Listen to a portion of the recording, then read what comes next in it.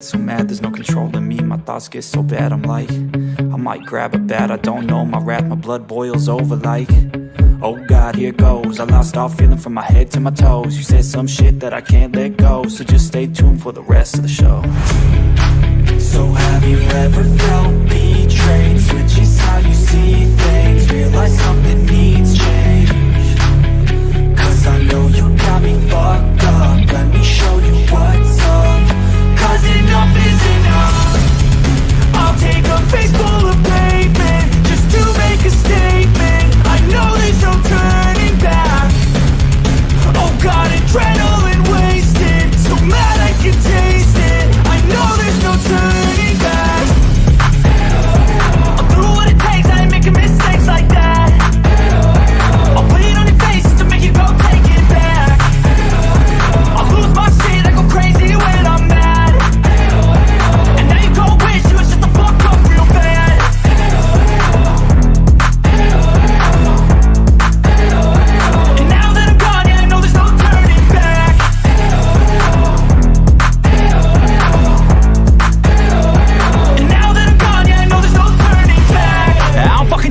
I'ma poke a hole through you, choking's overdue. Come at me and you won't get any older, dude. Crack your holder too. Heating up inside of me, blood so violently. Thanks for trying me. Now it's finally time to see how this rivalry becomes a dynasty.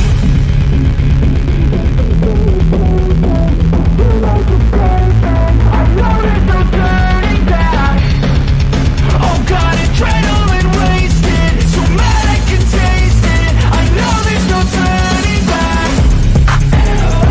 I'll do what it takes, I ain't making mistakes like that. I'll put it on your face to make you go take it back. I'll lose my shit, I go crazy when I'm mad. And now you go wish you would shut the fuck up real bad.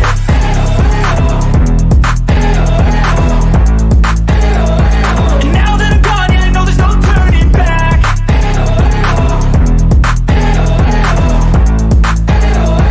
And now that I'm gone, yeah, I know there's no turning back. Welcome to ArchRivals Football. Here is your starting lineup. Number 20, Darnell the Playmaker Salins. Number 94, Alex the Bearman Alcazaz. Number 24, Ricky Litwinkowicz. This show is sponsored by Raz Energy, DreamControllers.com, and Steiner Sports. ArchRivals Football is a Pain Train Pipe Bomb production. What is up, everybody? Welcome back to ArchRivals Football Season 3.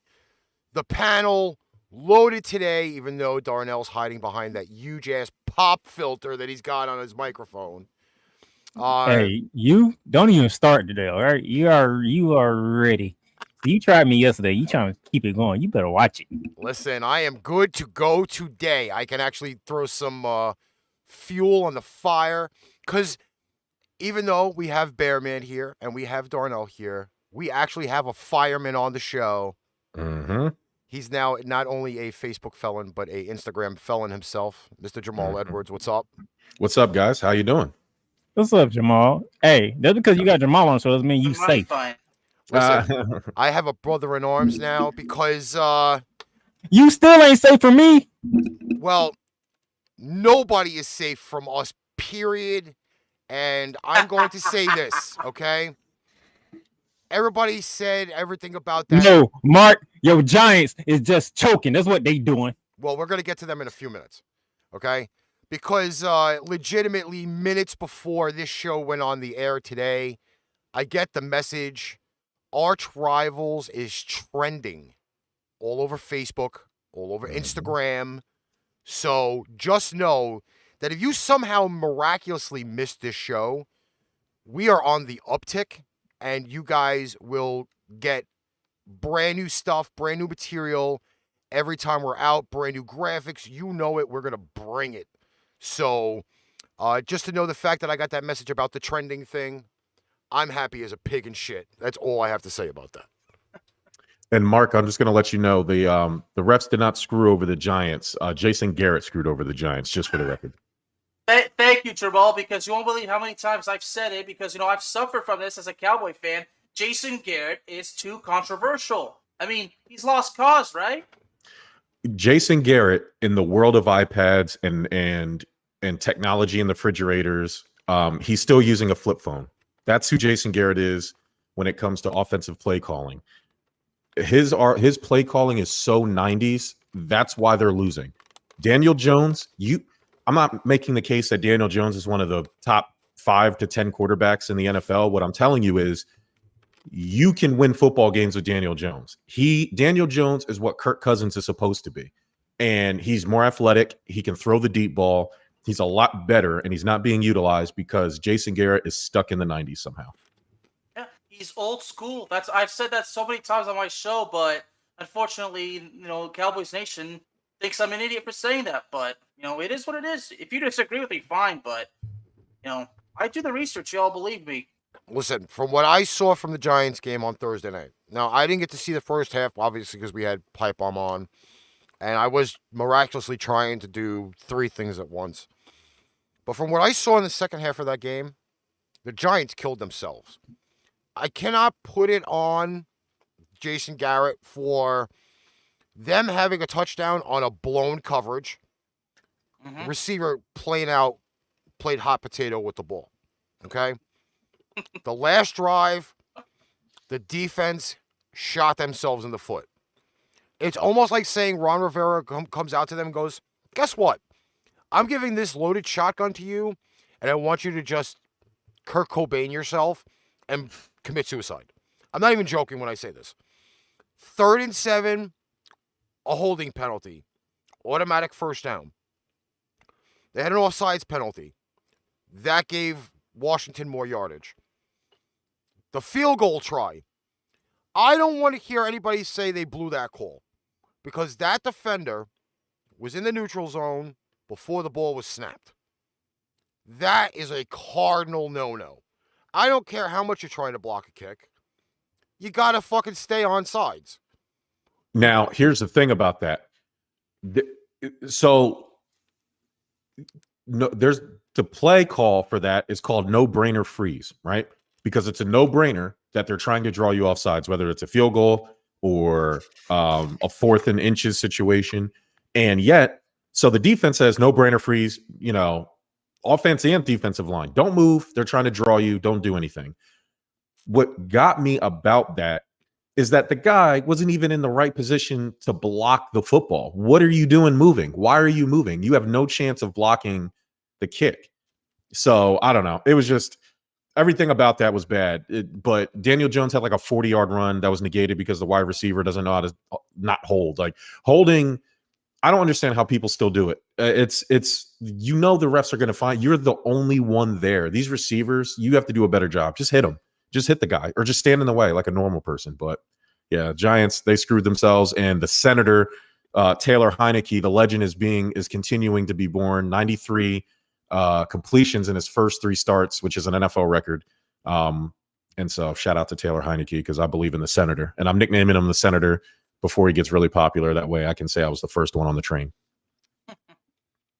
Again, to me, I even watched the replay, and shout out to NFL.com for actually putting out some decent replays this year. But they put out every blown call, every fumble or bumble or stumble or whatever you want to call it for the New York Giants on Thursday night. But there was only 1 turnover in the game, and that didn't happen until the 4th quarter. Yeah. So I got to tell you, though, to me, I thought it was a good game until the last drive. 100%, yeah. I mean, it was a good game all the way through, but again, like, how many times are you going to shoot yourself in the foot before you actually just kill yourself off? Or you end up cutting off a limb or something? Like, that's just a bad spot for them. And now the Giants are 0-2. The Washington football team is 1-1. Obviously, final score was 30-29. Washington only could go up from this point. 100%. They can only go north from this point, and they do have a lot of potential on that team. They really do. It's just, again, it's like, how many times are we going to see the gambles from Ron Rivera throughout the season? So I think that's just going to be more the critical point. Washington defense is still respectable, but all the yards they've allowed the last 2 games, if that continues, that defense is going to start being questioned. But they're still sacking the quarterback. So Washington's defense, even though they're allowing a lot of yards, they're still in good shape. They're one of the best defenses in the league. This first game it's technically the 4th preseason game. It's going to take 4 or 5 games for teams to really get a swing of things. If Taylor Heineke plays like this, the way he played against the Bucs off the street in last year's playoff game, and it looks like he's continuing that with this game against the Giants, Washington can absolutely win this division, like, easily, because they have the Washington has the best defense in the division, and I'll always give the edge to the team with the best defense. If Taylor Heineke can just be this, whatever this version of him is, he doesn't have to be great. He doesn't have to be awesome. He has to inspire the guys. I don't think a lot of the Giants players trust Daniel Jones. I'm not sure how the Eagles players. It seems like Jalen Hurts has that, but I don't think Eagles defense is any good. And then the Cowboys, I don't know how they feel about Dak, but I mean that team's problems are well beyond roster. Yeah, 100%. 100%. Starts with the owner. Yeah.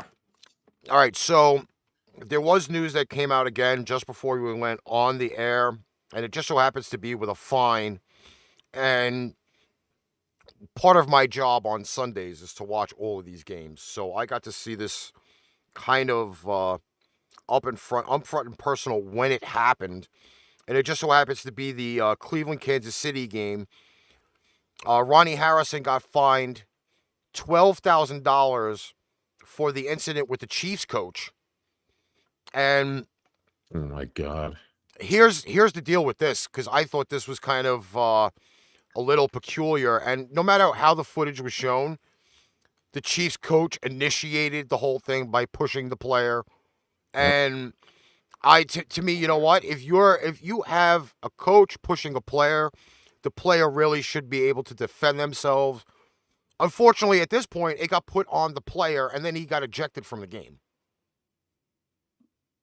So let's talk about a little bit about that. You just said it. I mean, that's all there needs to be said. The Chiefs coach initiated it. Now, I wouldn't be as upset with the $12,000 fine, because I don't think a player should be touching a coach or a ref or anybody else. However, the Chiefs coach also needs to be fined. And if that didn't happen, then I don't know why the player is getting fined, because if that Chiefs coach didn't touch him, this wouldn't have happened. So I'm not totally understanding the ruling. I wish they would explain why the Chiefs coach didn't end up getting some type of punishment either. So right on, right there, Jamal. Right on. The fact that it seems like the player's being punished when he didn't start it, but the coach is not getting anything. I mean, that doesn't make any sense. So if the NFL is not investigating this thing any further or deep, then what the hell, man? Like you said, the coach started it, okay? Now, and Jamal, you're right. Yeah, no player should ever put his hands on a coach or an official. But, as it was mentioned, like, if somebody puts their hands on you, then of course you're gonna fight back. I mean, some guys live like that. Like, you attack me, of course I'm gonna get you back. But well, it also does go to say in the article here that the Browns center J.C. Tretter, who's also on the NFL Players Association, thought Lewis's actions also did warrant the punishment, although the NFL didn't come down on him yet. Okay, so then why are you handing out fines if your investigation isn't over, right? Mm-hmm. What you're telling me is, okay, we're looking at the Chiefs coach, but we're not totally there yet deciding, what happened or what's the delegation. But you're quick to jump on the player that reacted. And I do get the old hockey, it's not the first guy who throws the punch that gets in trouble, it's the second guy. But the coach clearly initiated the contact. Like, it's a little bit different here. And it's they're going to make it seem like this player just ran on the sideline and attacked this coach. It's ridiculous. I don't understand Okay, both of them get fined $12,000 and just be done with it. This would have been a non-story. See, the way you just explained it, it seems like the NFL is twisting the story. Uh-huh. Yeah, in journalism terms, in my case, when a story is twisted, it's not told properly, that's fucked up. Sorry for the language, but that's fucked up. Yeah.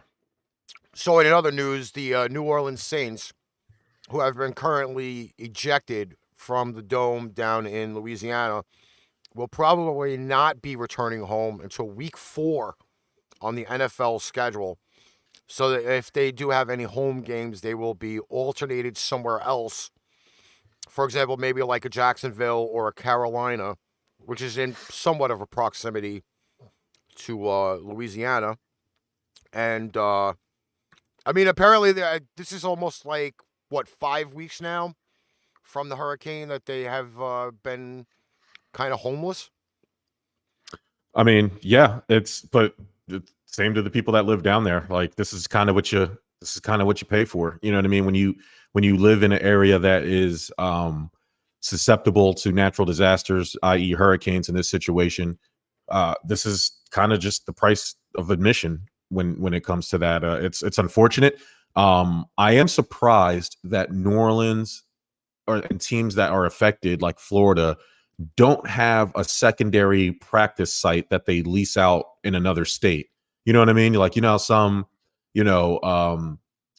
teams with minor league teams aren't in the same state. Like they go to like neighboring states or somewhere else that they can go travel to.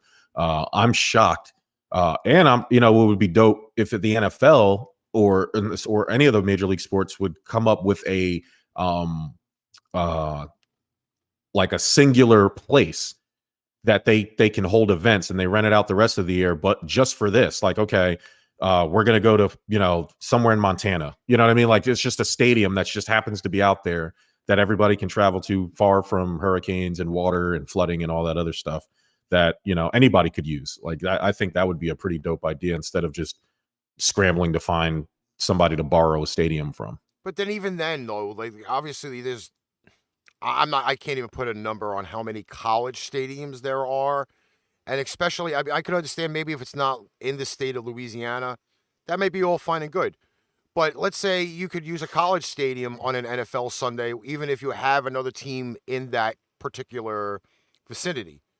For example, I'm pretty sure there's probably maybe 5 or 6 college stadiums that maybe the Saints could go to, even when a Jacksonville is home, that could still support at least a 50,000 fan stadium fill. I think that probably would be the best bet. Right.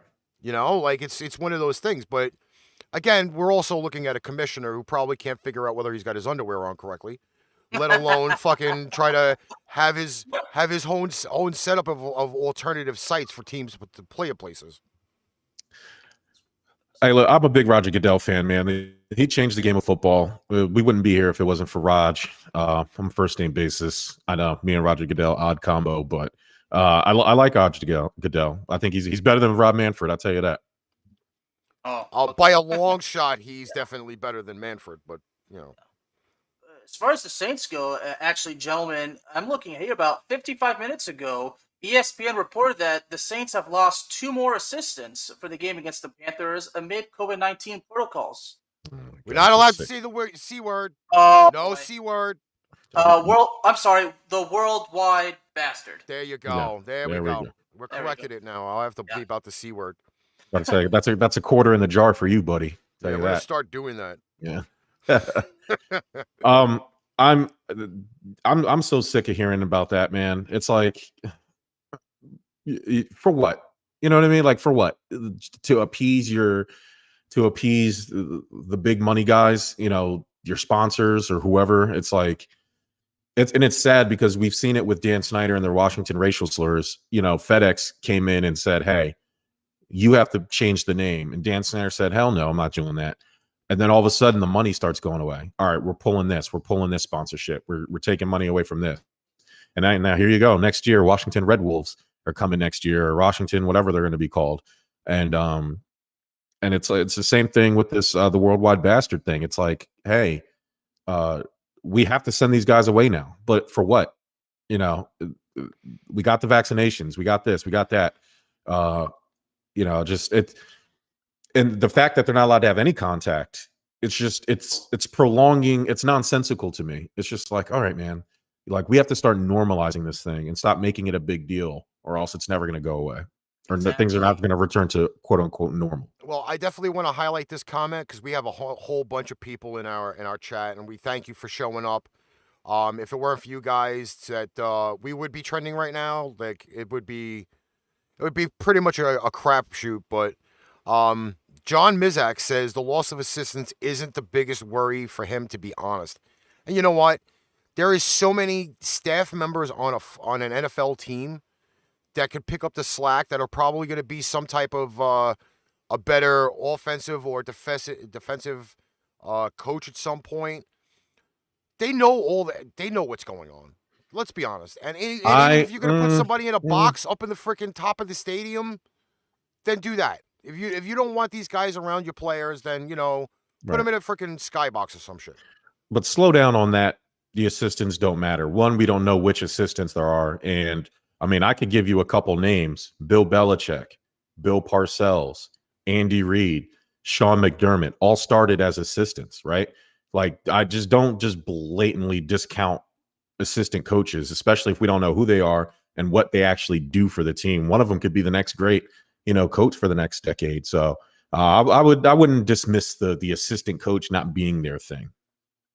I mean, but the great thing about a lot of the team staffs is like if you have staff meetings, like for example, special teams has their own meetings, linebackers have their own meetings, corners have their own meetings. Like it's broken down so much that there's just not one coach in that room. There's like 3 or 4, like one's a main one and there's like a subsidiary coach or something like that.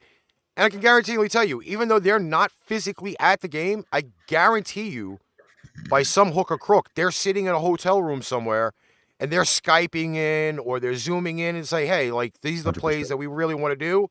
And they're communicating even though they can't be at the game. Like the NFL does allow to do that. It's just that they have a different feed from like what we see. Yeah. Because everything else is like a 10 or a 6, I think it's either a 7 or 15-second delay from what we see to the actual stadium itself. Medina Antonio, my bet is that they will be the Washington Red Wolves next year. The red wolf is an indigenous extinct animal that has been linked native to the DC area. So I think the Red Wolves is probably where we're going to end up. And one of the ones barring the copyright from, I think it's about 12 different teams, they actually were looking at Wolfpack as well. So to be continued. We'll see next year. We'll find out at the end of the year. I'm pretty sure they know. The last thing I heard is that they are down to 3 names. And I mean, they have to choose a name because they were actually thinking about keeping football team, except I don't know the actual organization. I don't know who determines that, but they couldn't copyright the word football team because it's too generic. So now they're being forced to pick a name. They're like, all right, enough of this football team shit. It's too generic. You can't keep it. Pick a name. And I think that guy's copyright, the DC, I think he's an accountant or a real estate guy or whatever he is. I think those end at the end of this, or they've already ended. And Washington had gone around and snagged up the ones that they like. And apparently they've whittled it down to 3. Well, it's funny though, because they really technically don't have an official logo either, which is, again, one of those weird things. And with this, the difference from this year to last year, I believe, is last year they had WFT on their helmets. This year they're in the college style with just the jersey numbers on the sides of the helmets. Well, no, they didn't have anything on the helmets the first year when they took the racial slur logo off. It was a blank red helmet with the yellow striping. Then the next year they put the numbers on there. As far as the word for the name Red Wolves, I always say a sports team should be named based on the environment and the history of that certain city. I don't know why. It's merely my opinion, but that's just how I feel. So based on how you say about Red Wolves, it makes sense. It makes perfect sense. I know Red Tails was popular because they wanted them to go with like the Tuskegee Airmen type deal. That'll never happen just for obvious reasons. But also Dan Snyder and company are really big on keeping the team with an R. because they have copyrighted the, I guess, a popular hashtag in the DC area is hashtag HTTR, which was hail the racial slurs. I'm never going to say that word because it's a racial slur, but you know what it is. Their previous team name. And so they kind of wanted to keep the team, whatever it was going to be called, it has to start with an R. So we will see. Okay, so let's get to some football. The news is Yes, fun, sir. but the games are Yes, even let's. more fun. Yes, let's. Okay, so the newer upgraded graphics begin. New York Jets travel to the Razor in New. Oh, actually, no, I believe I have this backwards. The Jets are hosting the New England Patriots this Sunday. Yep. The line for the game is -6 under over 43. The news is not good for the New England Patriots as of currently right now. And here comes the fun parts. Trent Brown is out for this game. Yesterday, they announced that Kyle Van Noy out for the game. Two critical parts of the team. Yeah, this does not look very well for the Patriots. But they So are in pretty that much case- playing a young Jets team that's got their injuries of their own. And so in that case, it's the question of who you like better, Matt Jones or Zach Wilson? Mac Jones. Mac And that's why Jones. and that's why I'm still picking the Patriots. It don't matter. Did you watch the Jets play last week? Give me Hey, one Zach Wilson thing. came alive in the second half now. Listen, man, give me one thing that is like you look at the Jets and we're like, oh yeah, that team's gonna be okay. Nothing. Not a Hey, damn thing. what does Jet stand for again, Ricky? Just end the season. Yeah. JET. Yeah. Well- That's how you feeling right now? That's in the season for the Jets right now. Listen, I'm not. I'm just gonna kind of say it this way, and shout out to that critical Broncos fan who's joining us for the first time. Welcome to the show. Listen, the Jets are in probably again like the umpteenth year of rebuilding. Obviously, the Sam Darnold thing didn't work. You went out. Who beat them last week? Yeah, Sam Darnold, who actually reunited with his buddy Robbie, and they had a great game. And the defense kind of carried that game for Carolina as well. Let's not But we not put knew to the side that. either. That was Matt Rule's his first year he got there. He rebuilt that defense and told us we are going to be a defensive team. I knew this was going to work for Sam Darnold because he's a deep ball thrower. The Jets did not have anybody that could run a deep route except Robbie Anderson. They got rid of him for whatever reason. I knew it was going to work. The Panthers are going to be okay, man. Don't sleep on them. But yeah. And once They'll be fine. a lot of these teams are going to get some of these guys that got injured in the preseason, they come off the PUP list. You're going to see teams get a lot stronger, and a lot of guys can't come back till week 4, week 6. So you're going to have your learning curve and your bumps and bruises till these guys get back. But in significant rights, though, Patriots are going to be down quite a few players. A lot of guys are listed as questionable. Trent Brown out. Quinn Nordine, kicker, out. They're obviously signing Nick Folk to take that spot. Jonnu Smith, questionable. Yadani Kuje, questionable. I mean, the laundry list for guys on the injury list is more significant for the Pats than it is for the Jets. But you're also looking at a touchdown difference and teams possibly only scoring 43 points. Gentlemen, let me ask you a simple question. All right. Which team has the better quarterback? Obviously, I believe Mac Jones. Okay. Which team has the better coach? The Patriots. Patriots. Which That's team all. has I do respect That's an unfair question. which team has the better defense? Oh. Jamal, I'm going to tell you right now. I'm going to be honest with you. I knew it. That is the flip of a coin. And here's Oh, why. yes. I don't There think you so. go. Here's I why. don't think so. Here's why. Miami ran the ball all over a rebuilt, restocked New England Patriots defense. That's Okay. the difference. They did great against the pass. They did not do well against the rush last week versus Miami. What did the Jets do to the Panthers? Nothing. They threw the ball. Okay. And Darnell, your comment about Zach Wilson lighting it up in the second half. Do you know what the score was in the second half of that game? It doesn't matter. They let him light it up. They didn't care. Just, hey, keep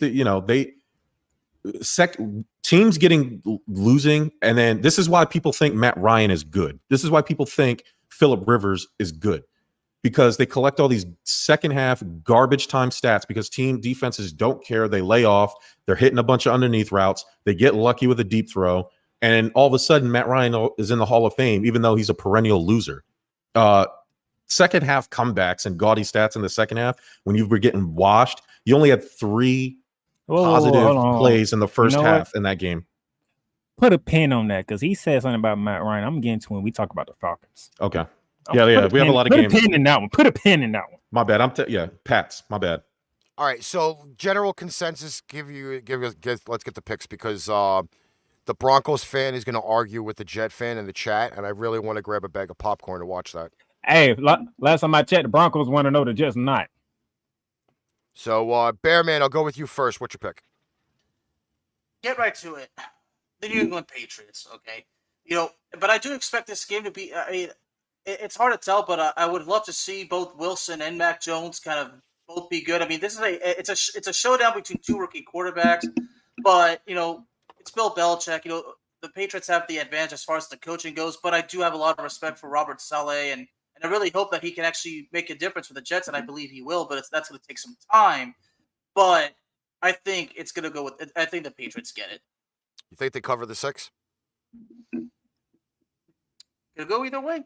I mean, I don't want to make a prediction. I can't that kind of thing, but, Yes. I expect this game to be hard fought. I'll put it that way. Hard fought. And okay. I do mean hard fought. Pats by at least 10.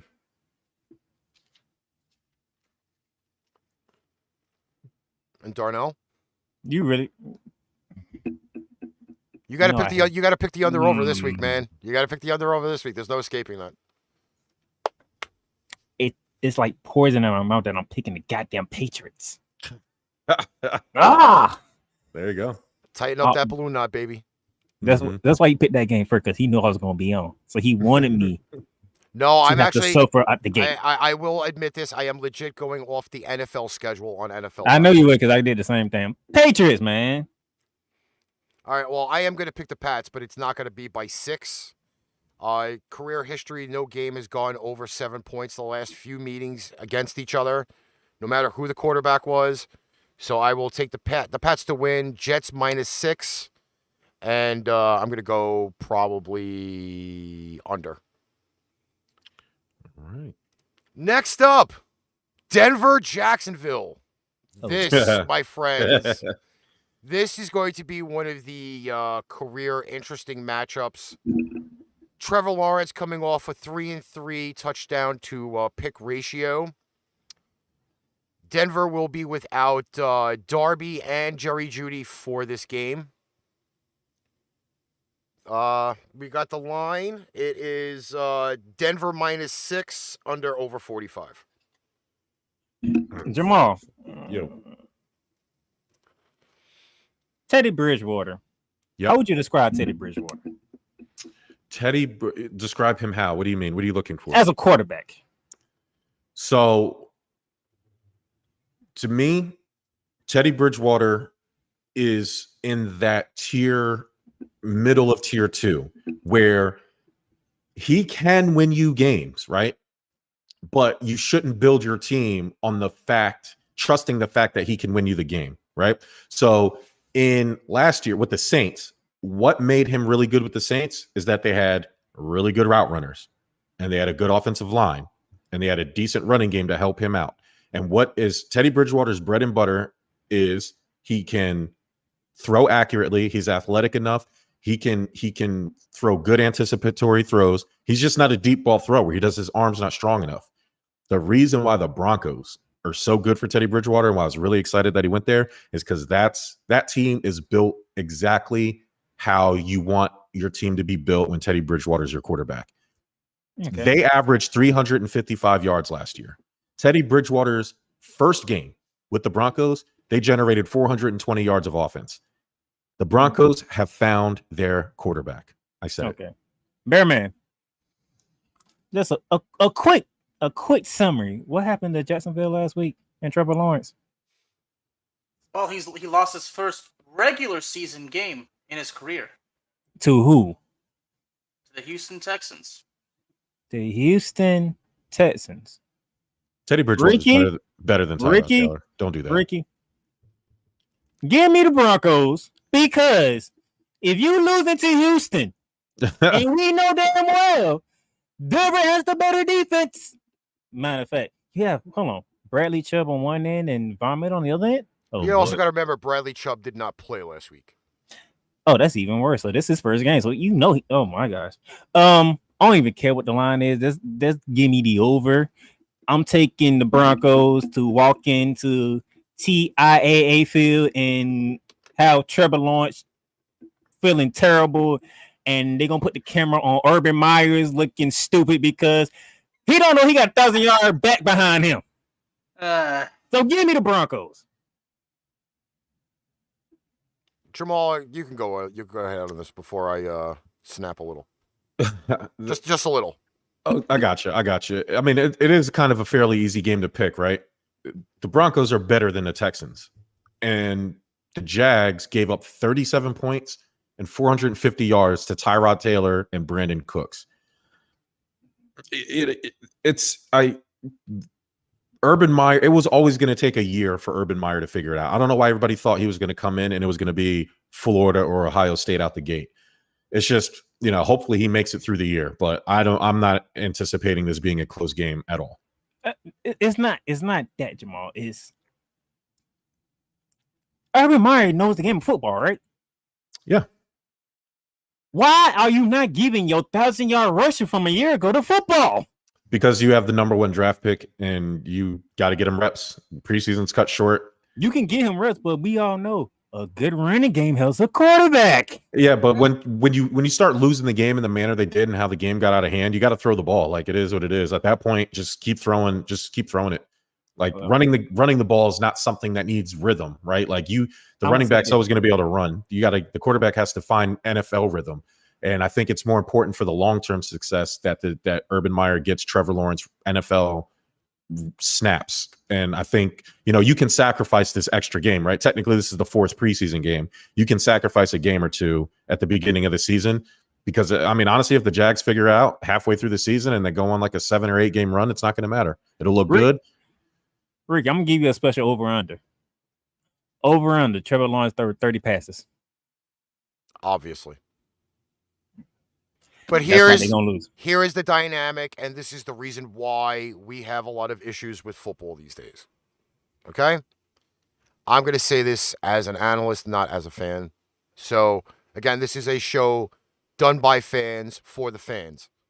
Got to make sure we get that line out, okay? The game is not smash mouth football anymore. It is not ground and pound anymore. Any opportunity, you're going to see guys come out passing on first down. It has become a pass-happy, gunslinger NFL league. You got this brand new shiny toy in Trevor Lawrence. Hello! We've seen this happen before. Numerous quarterbacks that have come out of, let's say, Alabama, whoever flourished in the NFL, a.k.a. Tua, or I could probably say the Philly quarterback. Again, I have to remember 1,800 names. I'm not going to remember them all at the same point. Okay? Jalen Hurts. Wait. Okay? The disrespect that you just said to Jalen Hurts. No. But again, this is the deal, okay? It's a pass-happy league. You got your brand new shiny toy. You're going to want to show him off. You want to show off his arm. You want to show off his mobility. The list goes on and on. This is what happened last week. Because if you have teams, a.k.a. Denver, a.k.a. the Patriots, a.k.a. the Rams, that list is going to go on for probably about another 7 more teams. And what do they all do? They run the football.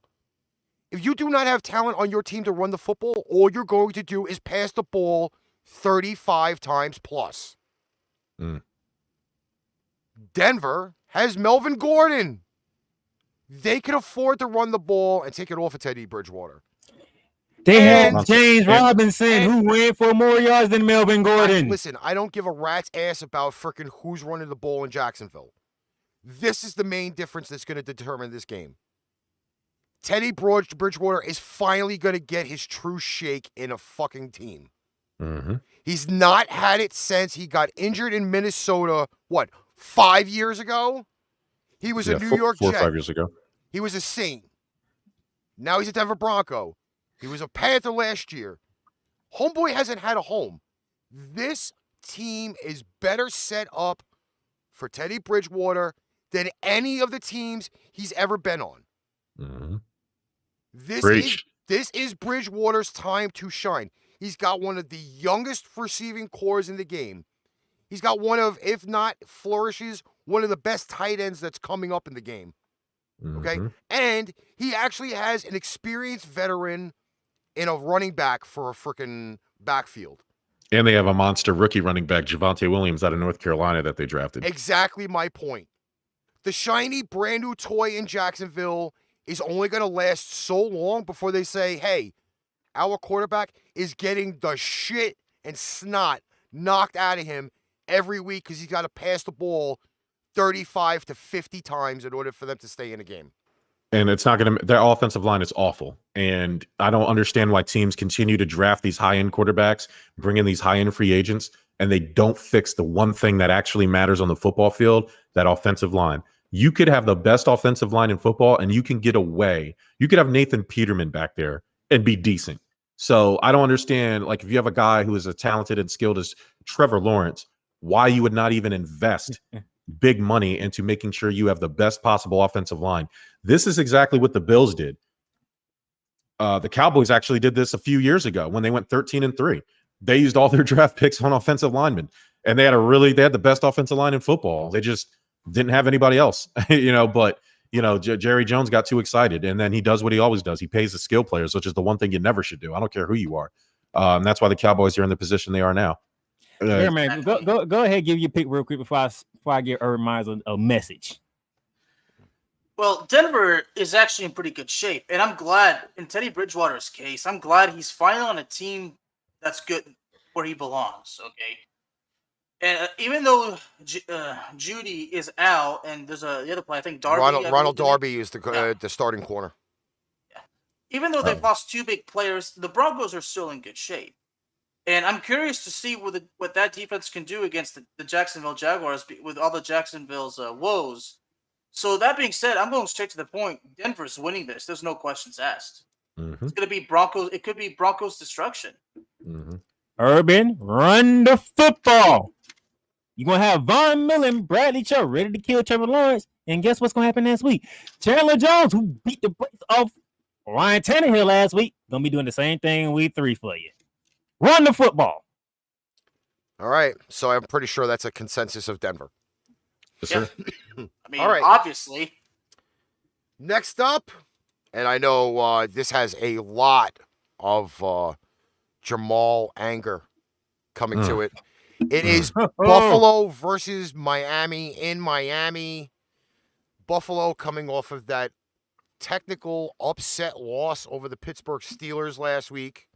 And I say technical because I really think that that game in the beginning was a very, very good game. I'm not going to lie. I did watch the majority of it before the internet bounced.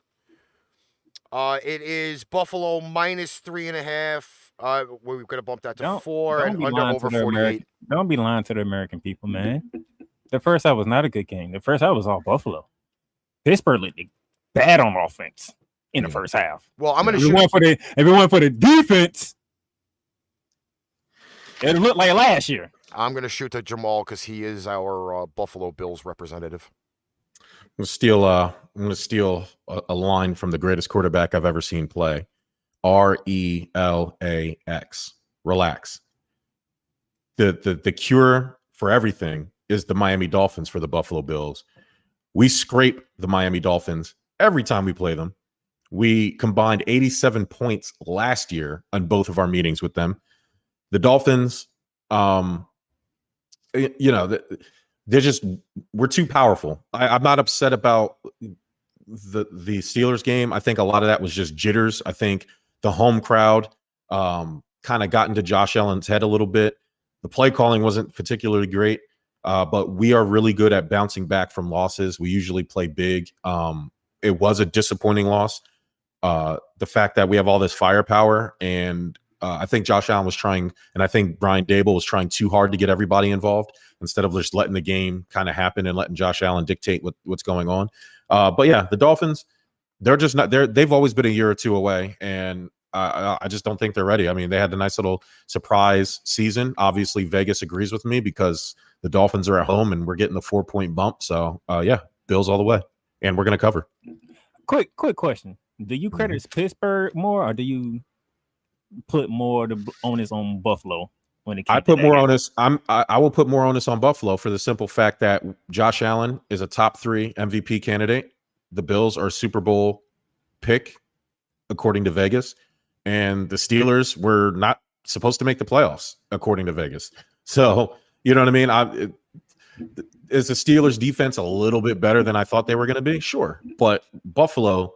If you were to tell me that Buffalo only gave up 250 total yards and only put up 16 points, and to me that's an outlier. That's not who they are. So I'll give that. I mean, and we've seen. Do you think the Packers are only as good as 3 points against the Saints? No, it was a bad game. Same thing with Buffalo, and we'll bounce back. We'll be okay. Alex? Well, as Jamal explained, Buffalo is good at bouncing back, and going back to last year, it was 87 points combined, right? Mm-hmm. Yep. So it seems to me that the Bills have the Dolphins' number, okay? And the Bills are a good team, okay? So that being said, there's no question in my mind they're going to bounce back and they're going to take care of business. So give me Buffalo. And I will point out that the Dolphins gave up 397 yards of offense to the Patriots last week. And so if their defense is not that good, because the Patriots offense isn't that good. So and Buffalo will take advantage of that. 100%. So yeah, I'm gonna go Buffalo in the over the 6 or over the 4 or whatever it is. 3.5. I'm in an interesting position here. Just to let everybody know, okay, so this has been the main deal for 3 seasons going. We do not believe in a half point. Because there is no way in the NFL to score a half a point. If you're going to handicap it by a half point, we upgrade it to the full point. So we do not do decimal points on this show. Just like Vegas want their money. That's why. Yeah, they want their money, and I'm giving everybody the extra half point to play with. That's how I roll. Did Bear Man go yet? I went. Yeah, he picked it. He picked Buffalo? Yes. Yep. Next up, San Fran versus Philly. Both teams win opening week, which is a beautiful thing. San Fran is the 3-point favorite under over 49. Who wants to start with Philly and San Fran? I'll go. No team scored more points last week than San Fran, right? So, obviously they're off. I get that they played the Lions, but hey, don't sleep on the Lions. They came back. I was actually shocked. No. I was actually shocked by how well. Let Jared Goff look like he was somebody. I mean, that's cool. That's cool, man. They know Philly, well they should have put their foot on the neck and broke it. So how I broke this down, and I'm picking the Niners for this simple fact. I trust what I saw from the Niners beating that Detroit, who offensively is pretty good. I don't know about their defense, but offensively, Detroit's pretty good. Philly beat up on the Falcons. That's like beating up on the high school JV squad. The Falcons should make the Falcons not an NFL team anymore.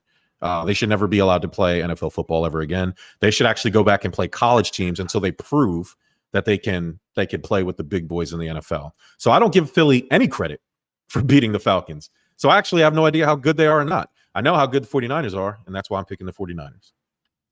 They put up 41 points too. So, I mean, and that's it. Bear Man, what do you got? And Jamal is absolutely right. Yeah, the Eagles beat up. Where is Bear Man? On a team that's basically, like a jobber. It's like a big superstar beating up on a jobber. Okay. Well, I'll go there because I don't know where Bear Man is. Jalen Hurts torched the Falcons. Let's call it what it is. Matt Ryan was flat on his ass almost every goddamn play. He became a Jalen meme, Hurts by the didn't way. play San Francisco, so Yeah. Jalen Hurts is gonna get a challenge now. Wait, We're gonna he see more how than a can meme when it comes to flourish. this week because he's facing Tom Brady, and you know what his main storyline on that one is. So Jalen Hurts is not facing So- a horrible hold on, You know defense. what? So hold on, D. Go ahead, man. So Jalen Hurts is not facing a Falcons team when he's facing the 49ers. Okay, and 49ers are a good team. Still no bear, man. Okay, He's talking. so Go ahead. therefore, San Francisco is gonna win, and they're gonna win convincingly. Yeah, I agree with you, Alex. They're going to win. The San Francisco. Jimmy Garoppolo is not letting Trey Lance take over that team, and No. and that team is too talented. And I like Jimmy G. I like Trey Lance too, but we're not in that locker room. I'm assuming Jimmy G convincingly won that. It's not like the Andy Dalton, Justin Fields thing. I don't think Mike Shanahan's not incompetent like Matt Nagy is. So I think he knows that Jimmy G, and Jimmy G played excellent in that game. So we'll see. Jimmy G can only lose a job if he gets hurt, right? Right, for sure. Yeah. All right, Darnell, go ahead. You know what? You know what I'm gonna do? What? Oh no, don't do it. Hey, I did it last week. I was on that only pick Pittsburgh, and you see how that turned out. Okay. Are you picking Philly? I'm picking Philly. I'm Oh, going my. with Justin Herbert. I'm going with Justin. Jalen Hurts. See, look at you. Look at you. You don't even believe it. You don't even You almost believe said what you're Justin saying. Herbert. I don't believe in the 49ers either because you're going to let Detroit come back like that. What you going to do when the Eagles start coming back? I hate to say it, but you know what? That Detroit scoring 33 points, and I'm sitting there saying, oh, they're only scoring like 10. In a game that wasn't even close to the under-over, they scored 74 points. Like, come on, man. Like, I would probably understand if San Fran freaking sat there and said, hey, let's rest all our starters or put the second-tier guys in, and then Detroit came back like that. But, I mean, I don't know. Like, again, I'm going to use those immortal stone-cold words on the show. Don't trust anyone.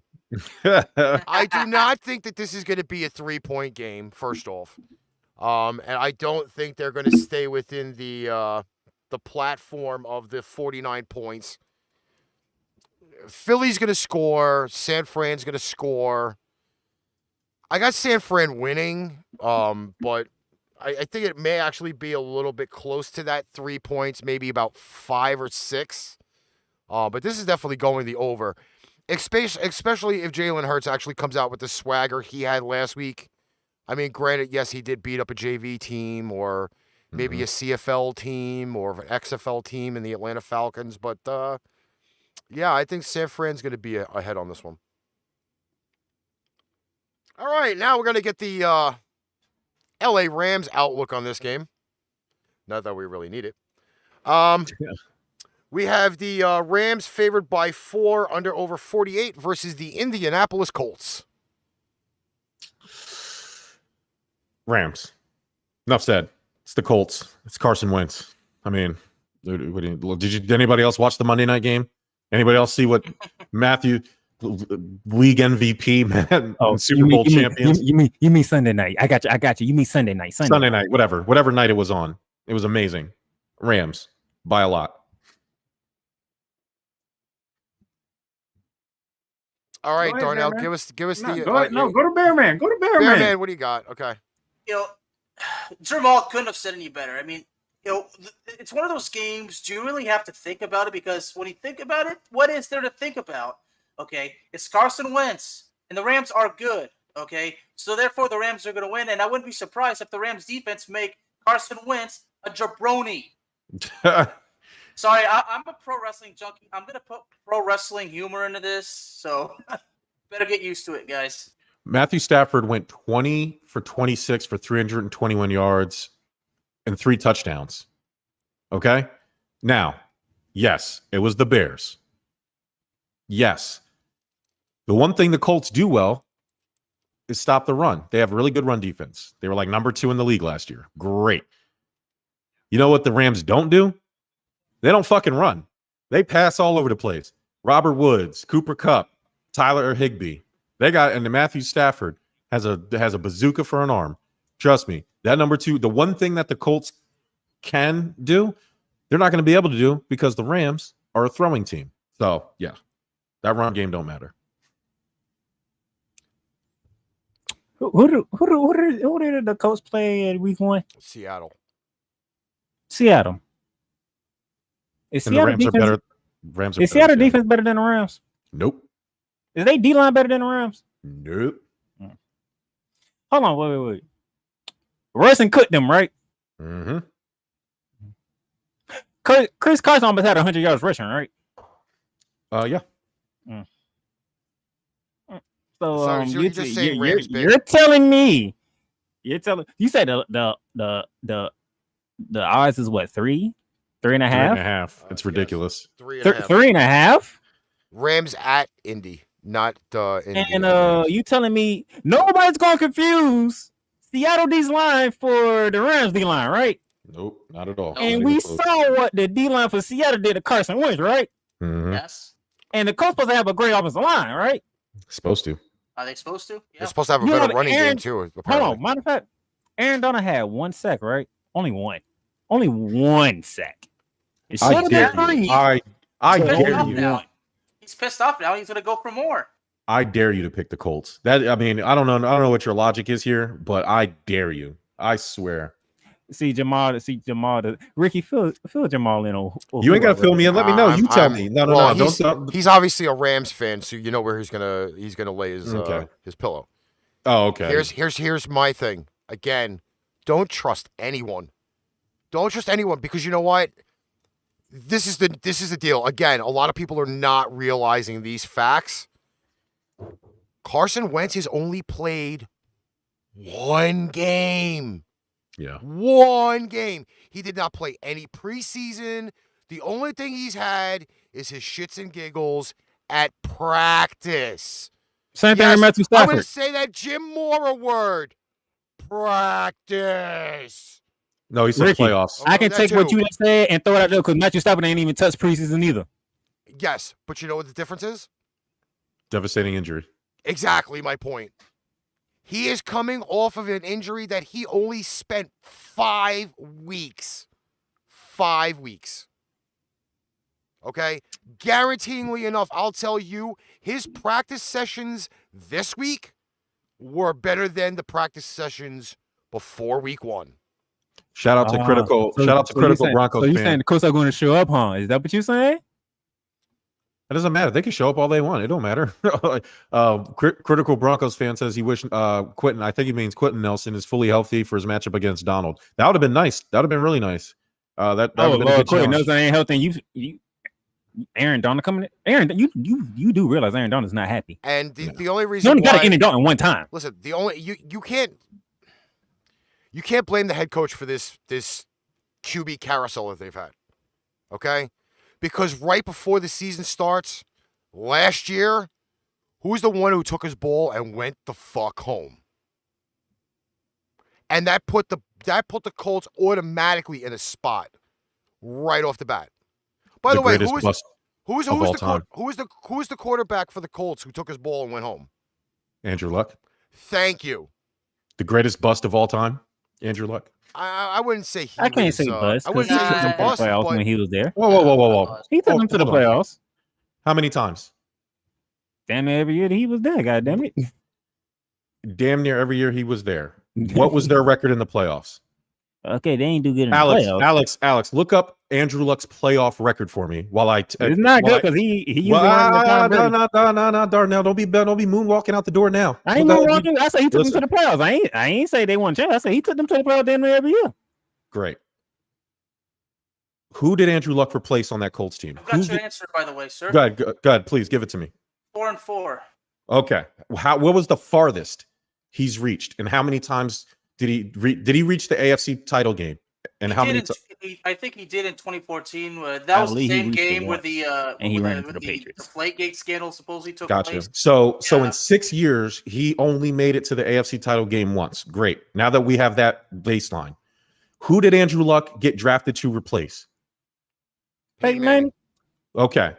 Andrew Luck, for the kids at home, All of us are old enough to remember.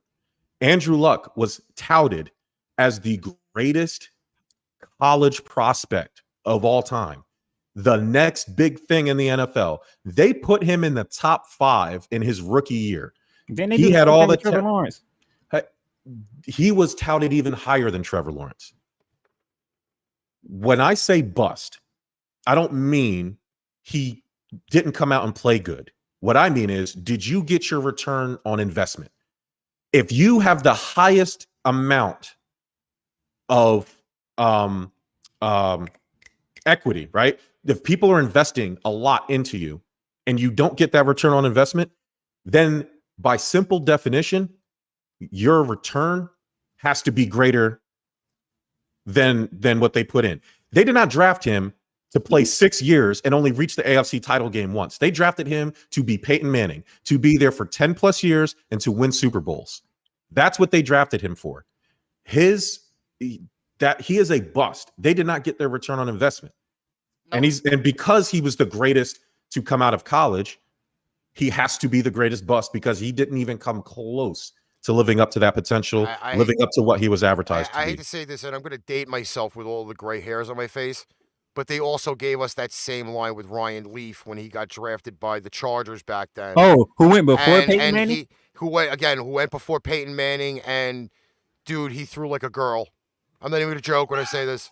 But there's He threw different like ways. a girl. So And again, and it's the crazy thing about every analyst that comes out and says college things.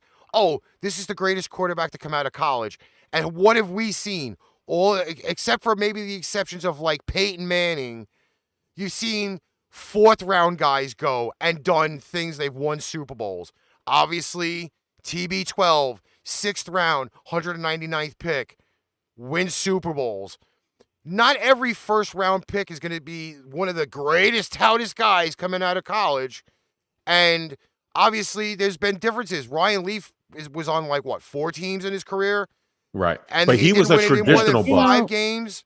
But he was a traditional bust, right? The Jamarcus Russells, the Ryan Leafs, but none of them were touted nearly as much as Andrew Luck has. And I understand a lot of that is ageism, right? A lot of that is just time. Like the game just gets bigger, but that's not Ryan Leaf's fault, and that's not Andrew Luck's fault. You know, the Colts, he was supposed to be in the ranks of Aaron Rodgers and Peyton Manning and Drew Brees and Tom Brady, and he wasn't at all, not even close. That's why I threw the owner under a bus, because he ain't do his damn job. 100%. Great. I never said it was completely his fault, but it is what it is at the same time. All right, let's get moving on here. We got up next Raiders and Steelers in Pittsburgh. Josh Jacobs for the Las Vegas Raiders. Yes, and my eyes will definitely be on this game. And I will tout this rock. I love defense. I want to see these two teams defensively kill each other. And I mean kill each other. I want to see stretchers. I want to see bandages. I want to see broken noses. I think this is going to be a really, really good game. Ricky, we're not in your childhood, okay? We're not in your childhood, so you're not gonna get all that. You should know this by now. All right, so then I'll try to watch some games from the 70s instead of the actual live game. Does that make you feel any better? No, I'm just letting you know. You want stuff that happens in the 70s. It's not going to happen in 2021. Well, you never know. Yeah, because football. They're not going to run the ball like that because Josh Jacobs is out, and Derek Carr, he's gonna get his opportunity to throw the ball. We all know Pittsburgh likes throwing the ball. Well, they should be better running, but let us also put a keynote on this that Marcus Mariota is now out as well. So Derek Carr does not have a backup. So Derek Carr's sitting up with TJ Watt coming to get him. Yep, that's pretty much it. That's why another reason why I want to see some blood, guts, and gore. You don't like Derek Carr, do you? No, I don't like Derek Carr. I like Derek Carr. So Pittsburgh's favored by 6, under over 47.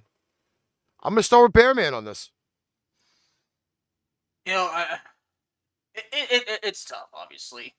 You know, Las Vegas is coming off a hell of a win in Week 1 over the Ravens, and I've been saying all week, what better place for a crazy game than Las Vegas? Mm-hmm. But look, now that Derek Carr does not have a backup, that's definitely something to be worried about. But I think Vegas overall is still in good shape. and they're playing against Pittsburgh.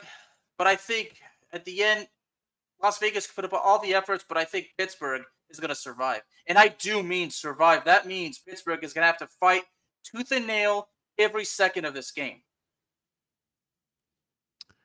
Yeah, I agree. I honestly think the Raiders are going to cover. I do think the Steelers are going to win. So if we're picking based on covering, I guess I would pick the Raiders, but I do think the Steelers are going to win. The Raiders gave up 400 yards to the Ravens last week, and Lamar Jackson can't throw a lick. So offensively, I think the Steelers are better than the Ravens, outside of quarterback. So I think, I think it'll be close. And I do think the Steelers defense is better than what people were giving them. But we'll see. I like Derek Carr, but I think the Steelers defense is gonna smother him, and they're gonna turn it into an ugly game. Darnell? Steel City. What more do you need from me? Pittsburgh. This is where I'm going different. This is where I'm definitely going different. He's picking the Raiders. I'm picking the Raiders, and I'm telling you this: that front four of the Raiders defense, they have motors. When Lamar came out and said defenses are never going to figure me out, the Raiders figured him out. Mm-hmm. They found the kink in the armor, which is supposed to be a former Steelers lineman that they pretty much Mack trucked the entire What do you mean figure out? Define figure out. If it weren't for that front four of the Raiders defense that had Lamar Jackson, even in crunch time, fumbling the ball, what are they going to do to Ben Roethlisberger? That's not figuring them out. They are going to push that's just them not giving up and waiting for the right moment they finally get Lamar Jackson. Because Lamar Jackson was making them look stupid for most of that game. He did, but again, he did. The pressure is what made figure out means you at quarterback and you can't do a damn thing. And what were the two key points from that Baltimore game on Monday night? Two out of all of the plays that Lamar made so many plays, but he made two mistakes. They didn't figure him out. Exactly. They made the correct play. Baltimore lost.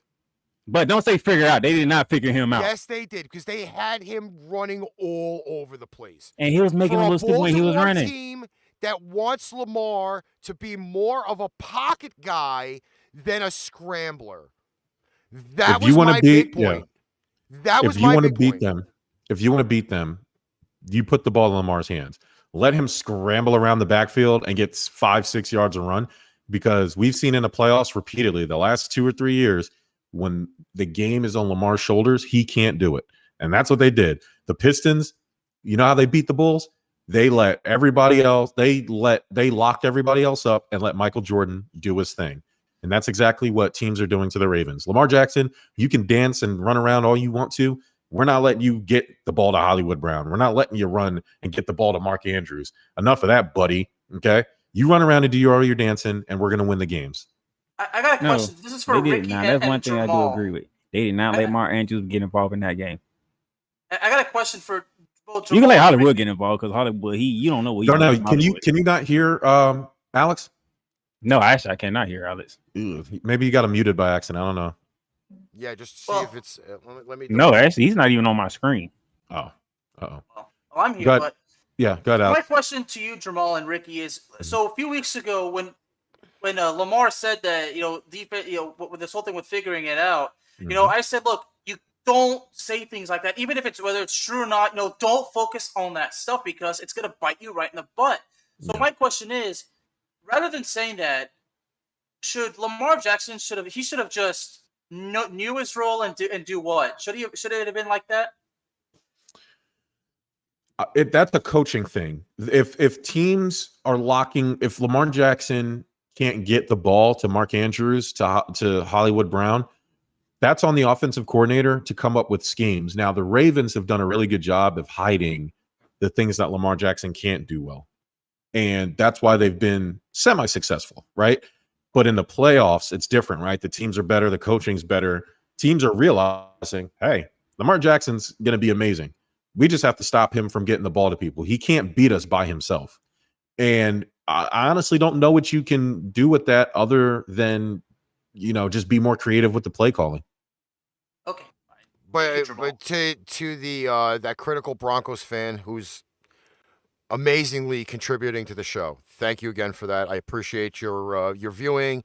If you haven't liked our page yet, hit that like and the follow, and you'll get to see where we're on all the time. Here's my thing. Yes, we're going to talk. We'll talk about Baltimore in a little bit, but yes, Baltimore scored 27 points. That's all fine and dandy, but that game became a shootout in the second half. It did.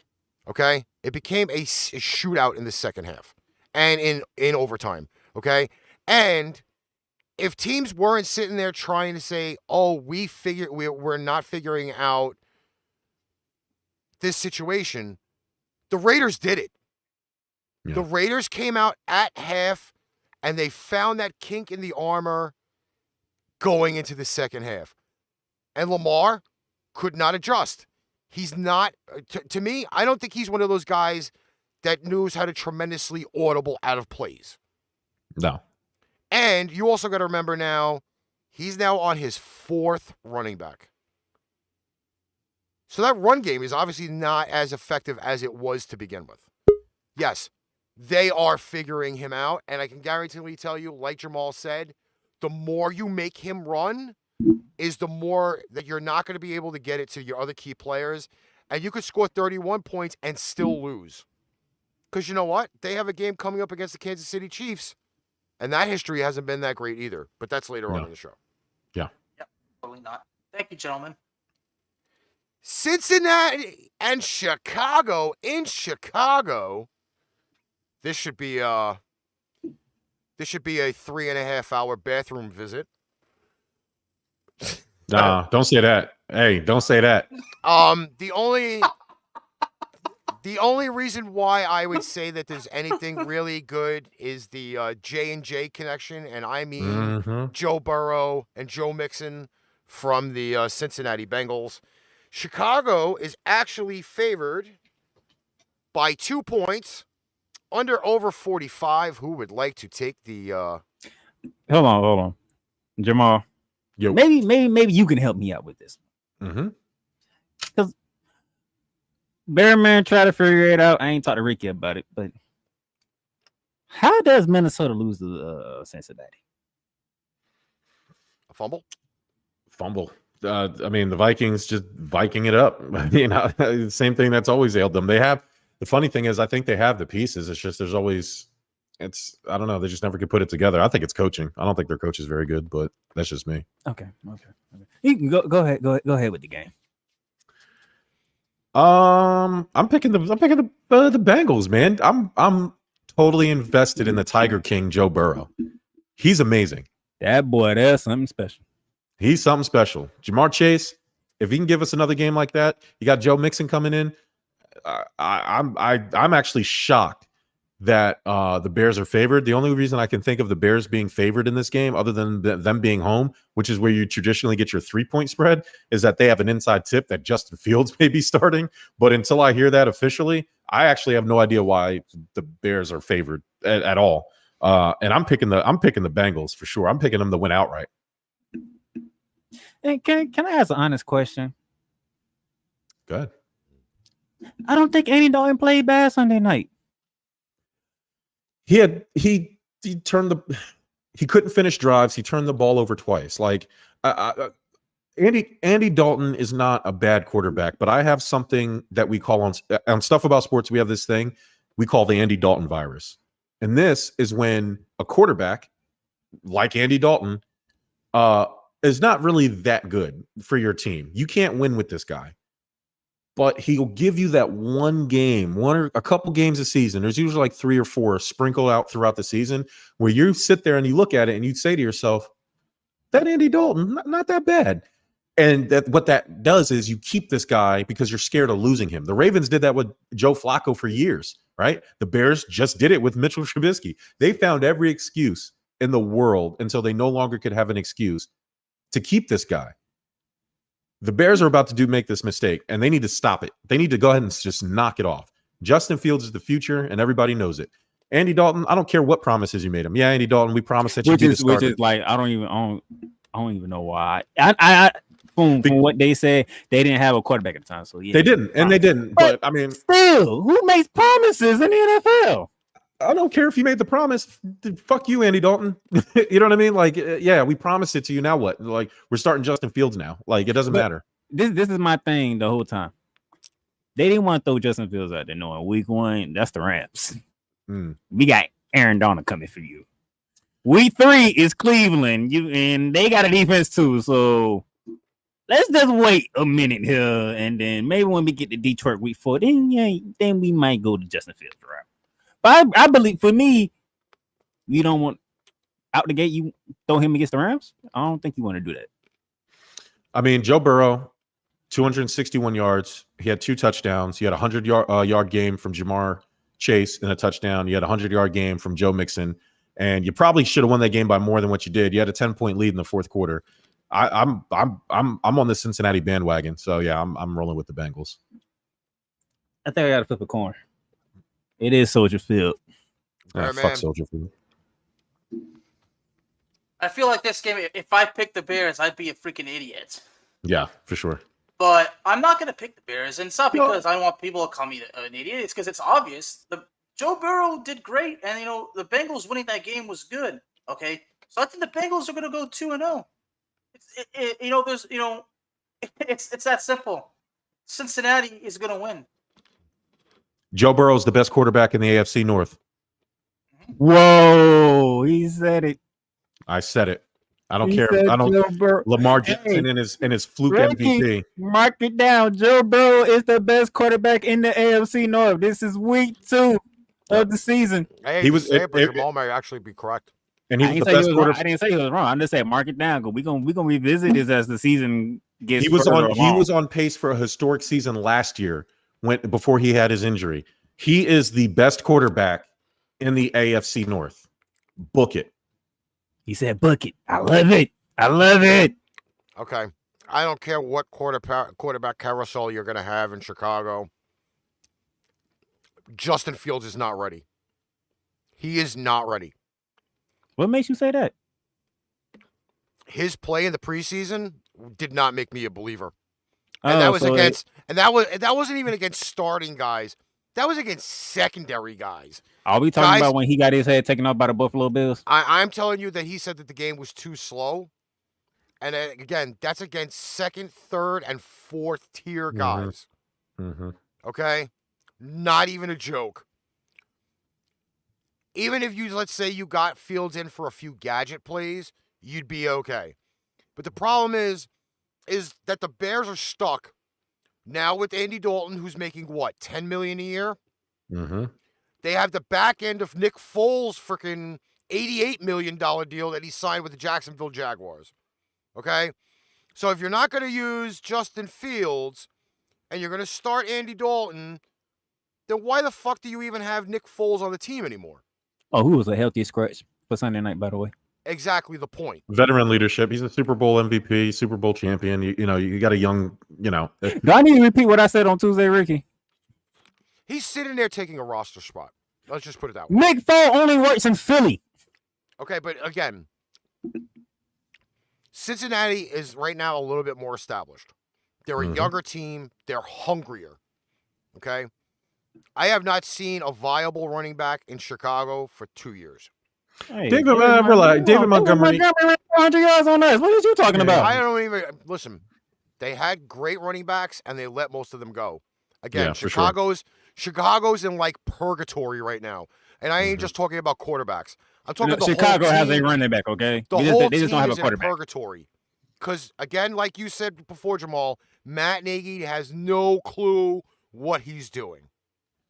Matt Nagy is the perfect example of just because you make a good salesman doesn't mean you'll make a good sales manager. Just because you're a good some people are just coordinators. Matt Nagy, you're one of them, buddy. Sorry. Now, I don't think Justin Fields isn't ready, I don't think the Bears' offensive line isn't ready. And that's probably why they're sticking with Andy Dalton, because they know this. Their offensive line is one of the worst. And there's no need to throw Justin Fields out there if your offensive line is that bad and he's going to be running for his life half the time as a rookie quarterback. Historically not great. Ricky, are you making the Bengals across the board? I'm honestly should be taking the home team, but I think I got the Bengals for this one. Sweet. All right. While you guys talk about this, I need to kindly step away for just a moment. But we are currently moving on to a brain beating. This is going to be very brutal. Do we have to talk about this? Yes, we do. We really Just have to talk about this? You know what? Give a brief summation on this because we know this is going to be. I like Tyrod Taylor. This is going to be. This is going to be a punch in the dick. I'm telling you. Brandon Cooks finally decided to show up for once. Yeah, they got Mark Ingram and Philip Lindsay there. Yeah, great. But the Cleveland Browns are pissed off. They know they pissed away another game against the Kansas City Chiefs. So give me Cleveland. Go ahead, Alex. Straightforward. Cleveland's pissed off. They could have won that game, and they blew it away. So I have to go with Cleveland. I have to. Okay, but I didn't get to read the line, and this is probably one of the shocking lines that I'm ever going to read. Get ready for the barf bag. This line is Cleveland laying 14 to the Houston Texans and an over of 48. Now, here's where I am going to have some fun with this one. Taking Cleveland, but Houston with the points. Yeah. Because as much as I want to kind of retread the Houston-Jacksonville game, yes, I believe Houston can put up points. Do I have a lot of faith in Cleveland's defense right now? Not so much. Not so much, because I thought Cleveland's defense would have done a little bit of a better job against Kansas City last week. And if Baker didn't throw that freaking interception in the that last faithful drive, it might have looked a little bit better. But, yeah, I would take the points, definitely. 14 to start off the bat being down, that's just horrible. Before I comment on Broncos, man, I'm going to let Jamal go ahead and get his pick in there. I'm with Ricky, and I'm actually almost tempted to take the Texans outright. But because I believe that the Browns, of all teams, play up to their competition probably better than anybody else.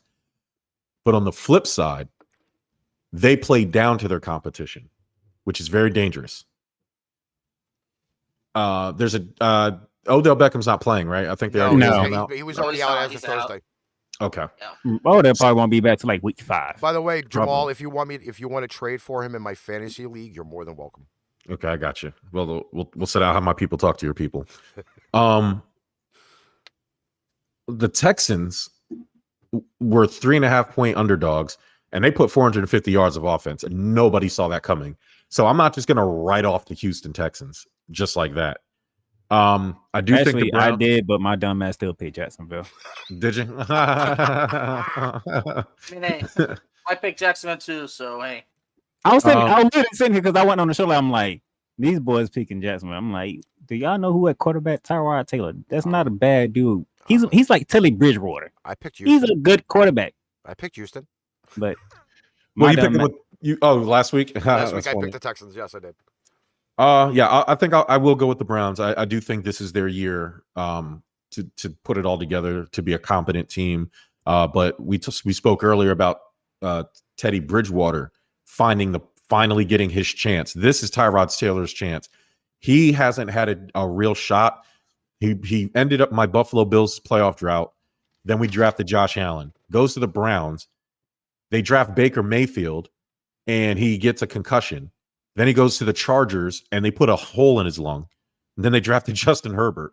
So he hasn't had a fair shot to actually run the team for him. And I've always been a Tyrod Taylor fan. So shout out to him, and I hope the Texans. I actually hope the Texans win, because I think it would be a tremendous story after all the bullshit they've gone through with Bill O'Brien and DeAndre Hopkins and Deshaun Deshaun rapist out there, and hopefully, they can. It'll be a cool story for the Texans to actually be good. So, yeah, I'll go with the Browns, but I think Texans will cover. All right, this is where I'm going to step out. You know what? I'm gonna go back and listen to last week's episode because I don't think you picked Houston. I think you said Jacksonville. I had Houston on the ESPN one. So he had Houston on his, but he come on the show and say Jacksonville. You see that? Why would I pick freaking Mr. Trevor Lawrence? Because I don't like him personally myself. But that's besides the point. But you said Jacksonville on the show. That's what I'm saying. All right. This is where I'm going to depart for a few minutes, and this is obviously going to be a good game to talk about. You might as well make your pick then. We got the New Orleans Saints going to Carolina versus the Panthers. We got the line of New Orleans -3, under over 45. And Bearman, give me the percentage for the pick. The percentage for the pick, the Saints and the Panthers. Well, it's both it's a 51% win, and then it's 56 for cover. And that was the split, or was that the Saints? No, that's for Carolina. Okay, so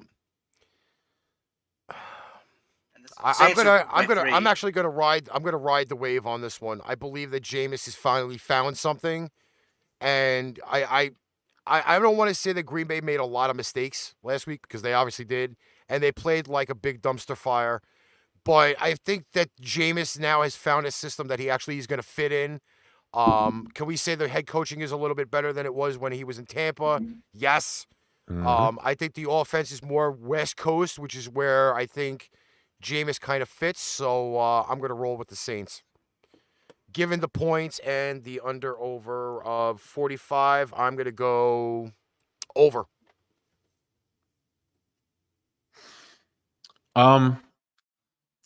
I really wanted to pick the Panthers here, but when I made my little list, the only thing I can come back to is that the New Orleans Saints defense completely shut down the reigning MVP. And I'm going with the Saints, but I'm also going with the over because I think it's going to be a shootout. I think Sam Darnold is going to fare a little bit better because Carolina's offense is actually really good. And the difference between Carolina's offense and Green Bay's offense, other than obviously Aaron Rodgers, is the fact that they have Christian McCaffrey. And that's going to help Sam Darnold. So I'm going to go with the over, but I'm going to pick the Saints because I think their defense looked amazing. I'd like to do a deeper dive on the numbers there, and I'd like a little bit bigger sample size because I also think that was more that the Green Bay Packers had an off game, but the Saints defense looked like amazing. So I will go with the over. I think each team's going to have over 30 points. Dead serious. All right, same question that I posed to you when it came to the Bills and Steelers. Are we crediting New Orleans more, or are we looking at Aaron Rodgers like all that offseason stuff that you put Green Bay through and yourself through? This is what happens. Green Bay for sure. I mean, think about it. Get somebody look up the last time, and this is like a rhetorical question because it doesn't happen. Jameis Winston only had 20 attempts. He only threw for 148 yards, but the boy had 5 touchdowns. You know what I'm saying? Like, that is not a sustainable, like, that doesn't happen. That has to be a product of like the perfect storm. You know what I'm saying? So there's no way that, like, I would like and this is why I was actually going to think about picking the Panthers. The Panthers are going to make Jameis Winston throw the ball more than 20 times. That's when we're going to see, because that level of efficiency is not, 1, Jameis Winston's bag, 2, not a sustainable long-term recipe for success. And I think people are giving Winston his flowers, which he deserves because he played well and their team won and who they beat and how they beat them. But let's give it a minute and see, because Jameis doesn't, that's one game versus 5-6 years of Jameis's career where we've seen the complete opposite. Go ahead, Bear Man. It's definitely going to be a good game, but I think the Saints are going to, when it's all said and done, the Saints are going to emerge victorious. Yeah, I'm looking up some deep dive numbers. I mean, the Saints, they had 171 rushing yards. They averaged 4 yards per carry. Panthers defense is good. It's a good defense. You know what I mean? I'm trying to. I'm trying to quarterback. Quarterback. Are we taking Winston? Or are we taking Sam Darnold? Damn it. I think it would be easy to give it to Winston, but I was actually more impressed with Sam Darnold last week. He ran for one. He almost had 300 yards. He threw one. When I watched him in the offense, it just looked more complete. Like Winston just took advantage of some great field position where he didn't have to like lead the Saints up and down the field all game like Sam Darnold had to. The defense gave Winston great field position, which is why he was able to get 5 touchdowns off of 20 attempts, only 20 attempts, and only have 148 yards. Like, again, I would like to see what happens when he has to throw, 35 plus times like a regular quarterback does. Okay. This one is more of a toss-up. Kamara or C-Mac? C-Mac. It's not a toss-up. You like C-Mac that much? Yeah, for sure. I love Christian McCaffrey. He's the best running back in football. Easily. By a lot. Okay. Coaching, we know it's going to be Sean Payton. Mm-hmm. And that's why I'm leaving my hat on. I like Sean Payton to do what he does more than Matt Rule can do with the Panthers. So I'm taking the Saints because of Sean Payton. All right. Let's get to Minnesota versus Arizona. Cardinals coming off of that impressive win over the Titans last week. And Minnesota fell short, obviously, to the Cincinnati Bengals in overtime. This is going to be a doozy. I'm not even going to joke. I think this is going to be, again, one of those games that you can kind of put the highlight game of the week on it. It's Arizona favored by 4 and over a 51. Bearman, I'll let you go first. Oh, give me the Cardinals. And I hate to say that because one of my best friends is a Vikings fan, but look, you know what? It's going to be the Cardinals. All right, who would like to follow that one up? I mean, the problem with the not the Bengals, the Vikings, who the Bengals played week 1? Yes, is that they couldn't get Dalvin Cook going. That's how the Vikings win games. They have to establish the run so Kirk Cousins can cook. The problem is the Cardinals have a really good run defense, and they shut down Derrick Henry. And if you're shutting down Derrick Henry, you probably are shutting down Dalvin Cook, which is probably why the Cardinals are going to win big.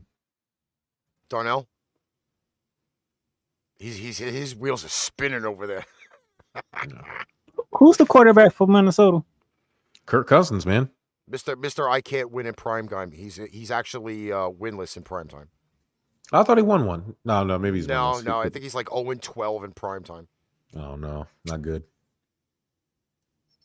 Kirk Cousins is a problem. I know Adam Thielen is his favorite target. I get it, right? But man, how many times did he throw behind Justin Jefferson against the Bengals? Too many?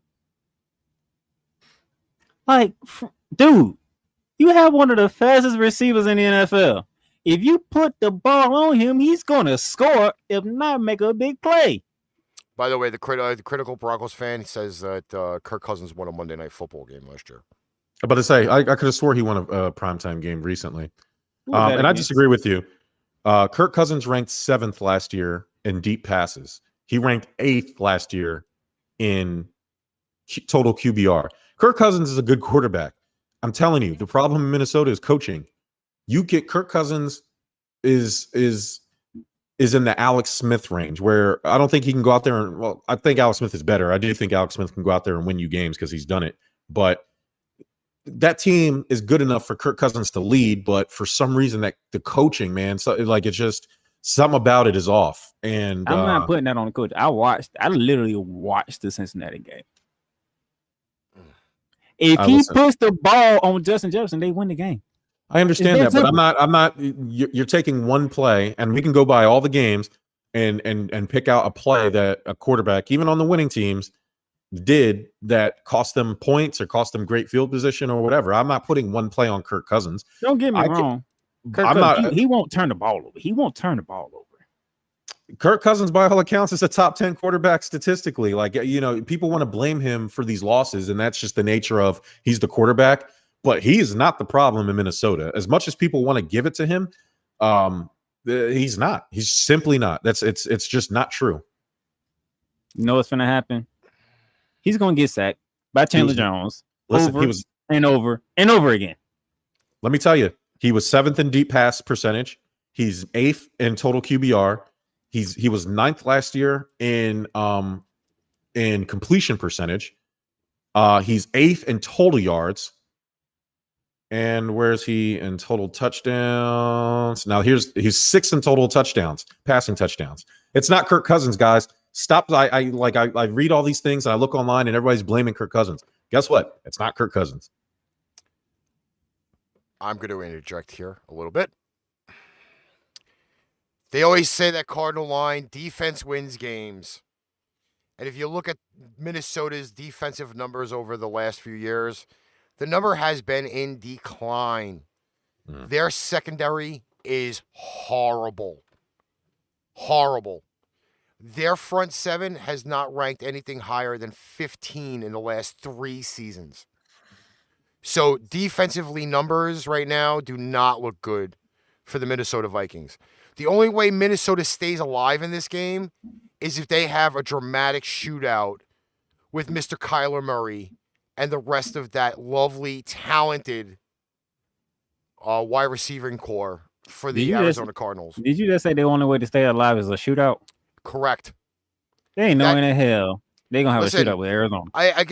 The proof is in the pudding. If Kirk Cousins' numbers are that good, then you can't knock him, but can you knock the players around him? Yes. Yeah, the defense is good. Yeah. Minnesota's offensive line is probably maybe, and I'm just going to shoot from the hip on this, probably anywhere ranked from 15 to 20 in the NFL. And again, if you're not getting Dalvin Cook running, what are you doing? You're passing the ball. That means you're going to have to stay tote with, again, Kyler Murray running around like a freaking crazed chicken, him throwing the ball to fucking DeAndre Hopkins and Christian Kirk, and all of them. That's the only way Minnesota's staying in this game. And we haven't seen AJ Green yet. But their defense, AJ Green's washed. The defense of Minnesota is what's stopping them from winning. You just said it, Ricky. Kirk Cousins threw the ball 49 times against the Bengals. He had a 73% completion percentage. He had 350 yards and 2 touchdowns. I don't understand why you're blaming Kirk Cousins. I don't know what game. Because it should have been 4 touchdowns. Oh, my Lord. It should have been 4 touchdowns. Oh, my God. This guy. Okay. So did everybody make their picks on this? Yeah. It's Cardinals across the board, man. Minnesota ain't got no chance in this. Okay, this is going to be a quick pick because I really don't even want to get into this. Atlanta at Tampa. Go. Tampa. You should already know. Moving on. Tom Brady. Right, the only twist that I'll give it to you for this game is the line. It is Tampa 13, obviously favored by 13, and the under is 52. Oh, under on the totals, but over on the spread. I don't think it's going to be a high scoring game. I think they're going to get to I'm actually taking Atlanta getting the points. What? 13 points. They scored 6 against the Eagles. Yes, but again, I'm not trusting the line. I know what he's doing. It's a divisional game. This is what this is. You know it's a divisional game. It's not even a divisional game because what ended up happening Thursday night last week? Everybody said Dallas was getting smoked like a big Cuban cigar, and it didn't happen. And you know Tampa Bay has heard that for the last 10 days, right? Tampa. So you know it's going to happen. I don't give a rat's ass if you fucking prepared for a month. And you giving Matt Ryan the points. Really? Matt Ryan. Again. Very good Matt Ryan. I don't trust the game because if Tampa was at 100%, they would have truly smoked the Dallas Cowboys. And everybody said that game was going to be a romp. The And Cowboys what got ended an up happening? offense. What ended up happening in the last drive of that game? Tampa goes down the field for a game-winning field goal. You telling me Atlanta's offense is up there with Dallas offense? No, but you're guaranteeingly telling you right now that that daunted Tampa defense that everybody went and choked the chicken on didn't do it with Dallas. Are we trusting them against the Falcons?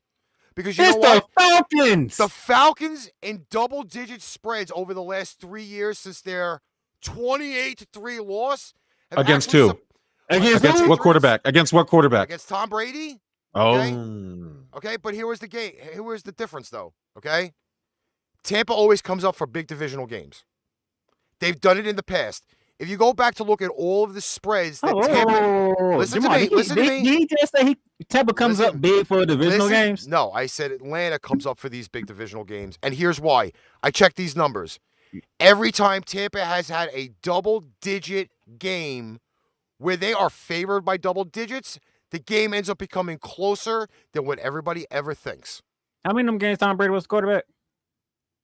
It wasn't against Atlanta that I'm talking about the double-digit things. They were favored.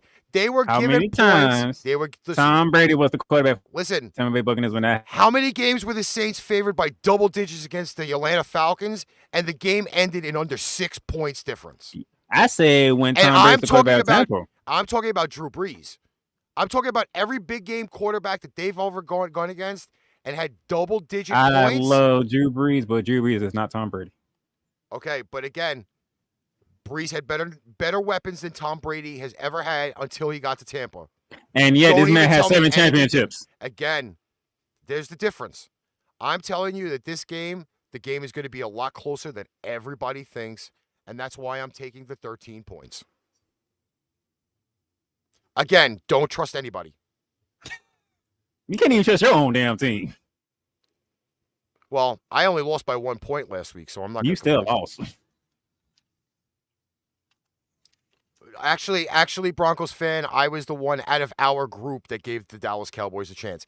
Even our own Dallas correspondent didn't give them a chance. So know that. That's why I'm Tampa anyway. I don't care what was going to happen. It's Tampa. Okay, next up, because we got like 4 more games to go. Tennessee versus Seattle. Seattle obviously trouncing Indy last week. Tennessee took one in the balloon knot against the Arizona Cardinals. We got, let's see here. What number? Alex, what do we have for the spread? Oh, for 6.5. And Seattle, yeah. There you go. But, technically, well, yeah, we bump it to 7. Oh, 7. Yeah, my bad. Yeah. 54 points, though, total. I mean, that's...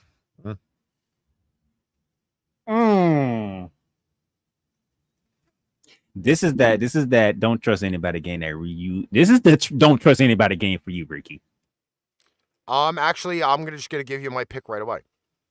Okay, I have more faith in Russell Wilson than I do in Ryan Tannehill. Everybody does. I have more faith in the wide receiving core of the Seattle Seahawks.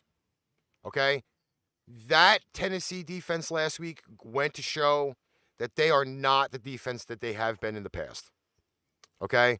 And stealing a little bit of Mr. Fleming's heat there, that secondary got legitimately dismantled. As much as I don't want to even put anything on Malcolm Butler being of significance of a loss, that secondary has issues. I will fully put my faith in the Seattle Seahawks on this one.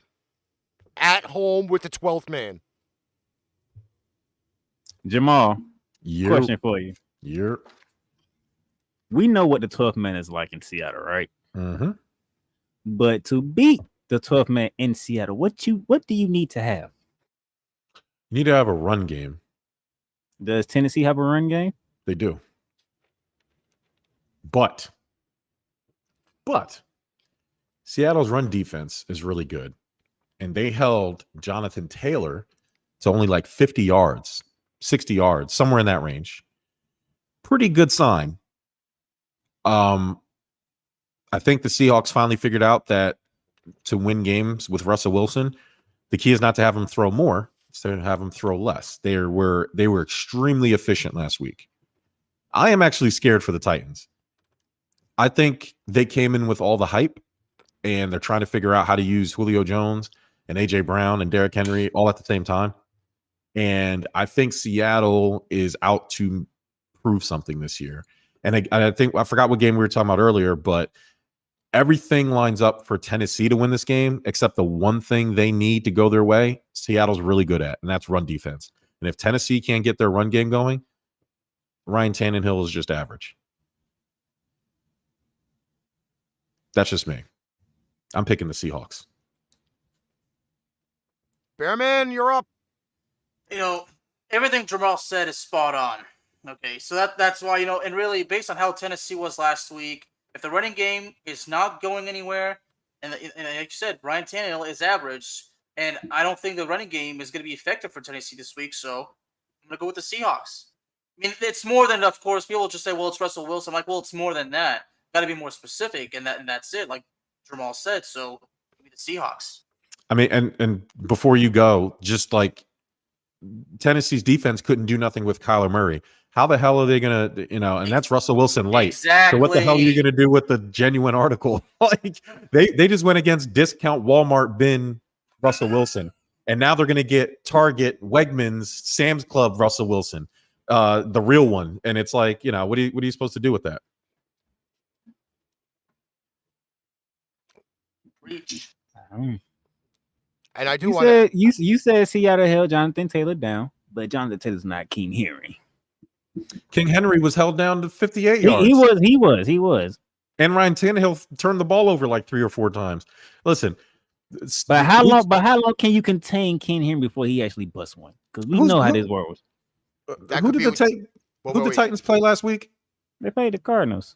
The Cardinals. Who's better, the Cardinals or the Saints or the Seahawks? I like the Cardinals even better than the Seahawks defense. Oh no, man! What team is better? Team wise, I'll take Seattle because Russell Wilson. All right, Russell Wilson is Russell Wilson now. By the way, here is a lovely little keynote. If the Seahawks do win, Russell Wilson will be the youngest, the first quarterback to reach 100 wins within 10 seasons.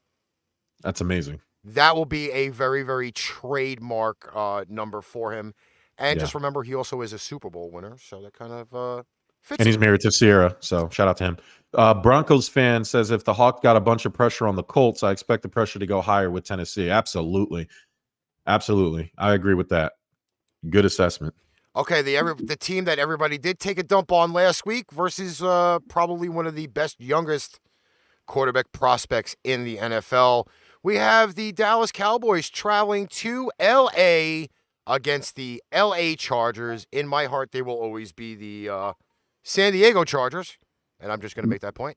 Before we get started, I'm giving this to Bearman because Bearman, this week's news about the Cowboys has not been good. No, it's not. And now with DeMarcus Lawrence with a broken foot out at least 6 to 8 weeks, the Cowboys have no defensive line. Out too. And when you have no defensive line, forget about it. I mean, you know what? Come right to it. The Chargers are winning it. Oh, that hurts. I'm not even a Cowboys fan, and I feel it. That hurts, man. That hurts. I feel bad. I'm sorry. It does hurt me, but look, I got it. It's just how it is. I mean, everybody says, "Well, I just like burying my team." No, I don't like burying them. I do because it has to be done. Okay, because that's how bad they are. But without a defensive line, I mean, and now they're saying that it's up to Micah Parsons to kind of keep the pass rush alive. A rookie? I mean, come on. I mean, I believe in Parsons, and I have faith in whoever's taking over for Lawrence, which I believe is Terrell Basham, the former New York Jet. But overall, under the circumstances, especially if the Cowboys if the Cowboys run the ball and keep the defense off the field, that's a different story. But I don't think that's going to happen. Hey, Broncos fan, you being emotional right now. No, there's somebody else. No, I saw Broncos fan's last comment. He's being emotional right now. Listen, the Cowboys, the saving grace is that Dak returning from that injury. The main thing you wanted to see out of the Cowboys is making sure that Dak Prescott didn't look skittish. He didn't play scared. He actually looked pretty damn good. The problem is you guys are paying for the most expensive left tackle in the game, and that left tackle's name is Ezekiel Elliott. He only mustered up like 33 yards They gave up like 430 yards to the Buccaneers, and the Chargers offense just as potent as Tampa Bay's. Justin Herbert is the truth in every sense of the word, by any metric you want to use. That boy is a bad man. He's like Aaron Rodgers light. Justin Herbert, like I said, I'm a big Tyrod Taylor fan. I would have chosen Justin Herbert over Tyrod Taylor. The proof was in the pudding. That's what the Bears need to take a lesson from the Chargers. Fuck that veteran. You got the young goods right there. And Justin Herbert is the truth. And the Chargers are a really good football team. And I'm picking the Chargers just for that. I think the injuries are too much. I mean, the damn assistant coach for the Cowboys can't even stay healthy. I think that just spells trouble. I think the Chargers are gonna eat the Cowboys up, to be honest with you. I mean, Randy Gregory's now on the worldwide bastard protocol list. So yeah, there you go. I'm not exaggerating when I say it's depleted, for God's sake. Dak threw the ball 58 times last week. He's not going to be able to sustain that, and especially not against a really good Chargers defense either. Yeah. So yep. Let me get on Broncos fan here. You do realize the Chargers play Washington, who has a good defense, okay? Mm-hmm. Washington, you're not gonna go ballista on Washington's defense. Let's get that out the way. Yeah, I got you. No, I'm talking to the Broncos fan here because I'm reading his comment. Oh, okay. The Chargers, unbiased, wasn't that impressive as an offense. I mean, I don't know, man. I'm not going by one game. I'm going by since Justin Herbert's taken over. They've been nice. The Chargers have been nasty. They lost a bunch of like 2-3 point games last year. Games that should have went their way. It was if Anthony Lynn wasn't such a doof, they probably would have made it a lot farther than they did. Bear man, your Cowboys going to put up a fight, okay? They're going to put up a fight. But when it comes down to it, I am taking Justin Herbert, okay? Because that man is the truth. It's not about putting up a fight. At the end of the day, it's about winning. The Cowboys do not win. Yeah. I'm taking the Chargers. I hate to say it. I might actually roll the dice on this one. And I don't even know why we have somebody commenting in a foreign language, but you see you get Are you picking the Cowboys? Well, actually, let me take care of the foreign language person first. Thank you. I just did that. And I apologize to any of the other comments that were put in our chat because that's just not cool. I'm actually going to go with the Cowboys. I'm going with the Cowboys because you know what? I have a feeling that even though they are down a receiver on offense, I have a little bit more faith in Dak throwing the ball than I do Justin Herbert. I understand that Allen's a great receiver. He's been their leading receiver. But Mike Williams has not been visible as of late. I think the loss of Hunter Henry still is a big key to their offense for the Chargers. And I couldn't tell it against Washington because the Jared Cook looked like he fit right in. Yes, but again, I don't want to.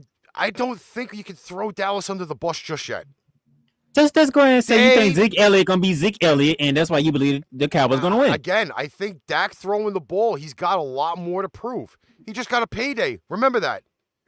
Dak's got a lot to prove. He does. He did. And they fell short by one crucial play in that Thursday night game.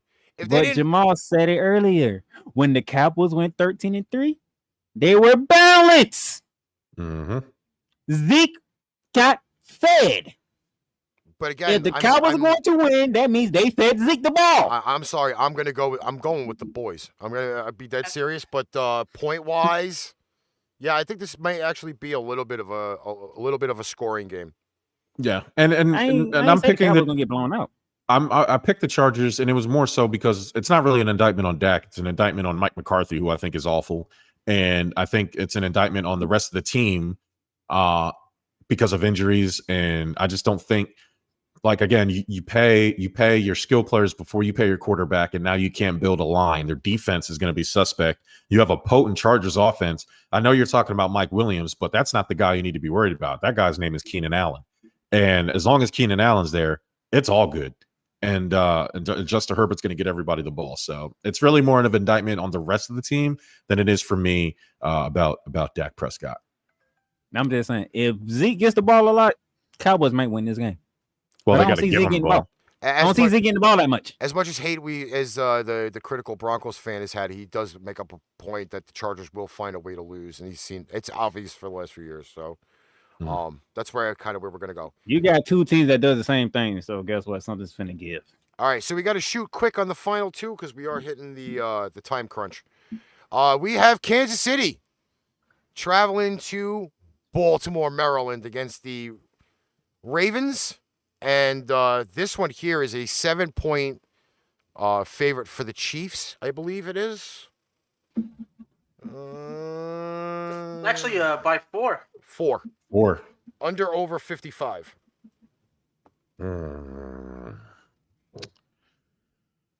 this scares me because Kansas City came out flat against the Browns, who I think have a better offense than the Ravens.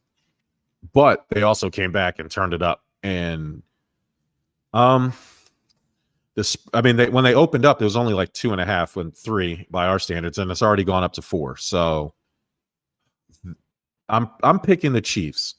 Damn, man. Historically, the Chiefs just had their number. I don't know. I think that I just don't see. I don't see a scenario where the Ravens. I don't know what the game plan would be. Let me help you out, Jamal. Patrick Mahomes is 3-0 against Lamar Jackson. Yeah. I mean, I just don't. I'm trying to picture a game plan unless the Chiefs just have an epic collapse, which I guess it could happen, but I can't see a game plan where the Ravens have enough to beat the Chiefs. So I will pick Kansas City. All right, I got you, Bear Man. Look, it's gonna be a repeat of last week. Cleveland jumped out. Handled their business. Oh, the Chiefs might lose the first game of the season. And once that train starts rolling, you can't stop it. Once it keeps going, it's over with. Mm-hmm. So, Kansas City. I'm just going to go with a astronomical number. I don't believe this game is going to cover either way. And the historical number that we go to use is Patrick Mahomes is undefeated in September. That too. I forgot about that. Plain and simple. Sure. He is undefeated in his NFL career in 10-0. September. He is 10-0. Here's the only downfall that I have, and this actually may play into the Ravens' favor, is historically Kansas City can't stop the run for shit. Mm-hmm. They are like Swiss cheese. Which the Ravens stopped doing against Las Vegas. Because it ended up becoming that they needed, supposedly, the man they can't figure out, Lamar Jackson, to carry and tote the load. I'm going to You rag gotta on, let that go. I'm not going to let that go. I am going to rag on him the entire season. He's my new favorite target. That's hilarious.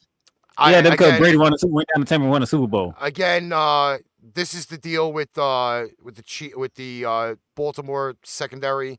Obviously, if the Raiders started to pick them apart and then they tried to key in on 2 and left a guy again potentially wide open, you always got to bet on the cheetah. You got to bet on Travis Kelce.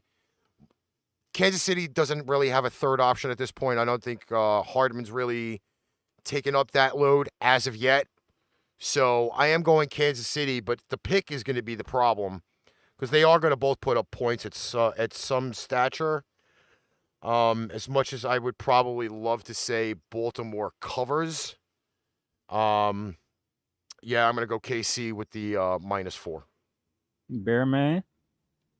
Kansas City, with all the disadvantages going on right now with the Ravens, the injuries and everything, and it's a no-brainer. Kansas City. All right. And of course, we can't ignore the fact Patrick Mahomes is undefeated in the month of September. It actually, some people say that means nothing. It doesn't mean anything, but no, it does mean something. I already know what the last game is, so you go ahead and put it up on the screen, Ricky. I'm just going to ask Jamal this question. Mm-hmm. How bad does Aaron Rodgers torture the Lions on Monday Night Football? Real bad. Okay. That's all I need to know. It's how bad Aaron Rodgers is going to torture the Detroit Lions on Monday Night Football. So the whole world can see Aaron Rodgers is still Aaron Rodgers. I don't know what the number is exactly, but Aaron Rodgers' bounce back games that ratio is really high. He dominates. When he has a bad game or the Packers take a bad loss, he usually comes out and takes it out on the next team. The moment people start doubting Aaron Rodgers, he comes out and he's going to put up like 50 points on the Lions. And I feel really bad because I'm a big fan of Dan Campbell and everything Detroit. I feel really bad for the Lions for having to actually play this game because I think Aaron Rodgers is going to put up 50 points. All right, well, the under-over is 48, and the line is the Packers favored by 12. I'm going over, and it's only because the Packers are going to go nuts. And I think the Lions are going to put up points. I think it's going to be like a 30-20 game, somewhere in that range. Bearman, you're the last one up here for the line. Well, Aaron Rodgers is mad, and there's a lot of talk if Aaron Rodgers is so mad that he doesn't care. I mean, I can't go into that because I don't know. But I can tell you is the Packers are now going to let themselves loose to the freaking Detroit Lions. So just give me the Packers. 34-23. I might watch Peyton Manning and Eli Manning break this game down. That was fantastic. That I watched that Monday night thing. The Detroit gave up 30-plus points for the 11th time in the last 17 games. They're going to give up 30-something points to Aaron Rodgers by himself. Aaron Rodgers, this was his second multi-interception game in 4 years. So, I mean, he's going to come out. He's going to go crazy. This is my feeling on it. Lions are going to score points. Green Bay Packers defense has not proven to me anything this year so far. Another one of those games, DTA. I'm taking Green Bay to win the game, but I'm taking the Lions with the points. Because this one here has a little bit more of another revenge story going to it. Jamal Williams was a freaking Packer last year. He led their team in rushing. And Green Bay said, no, sorry, hit the bricks. Is that what you're going with? You going revenge game?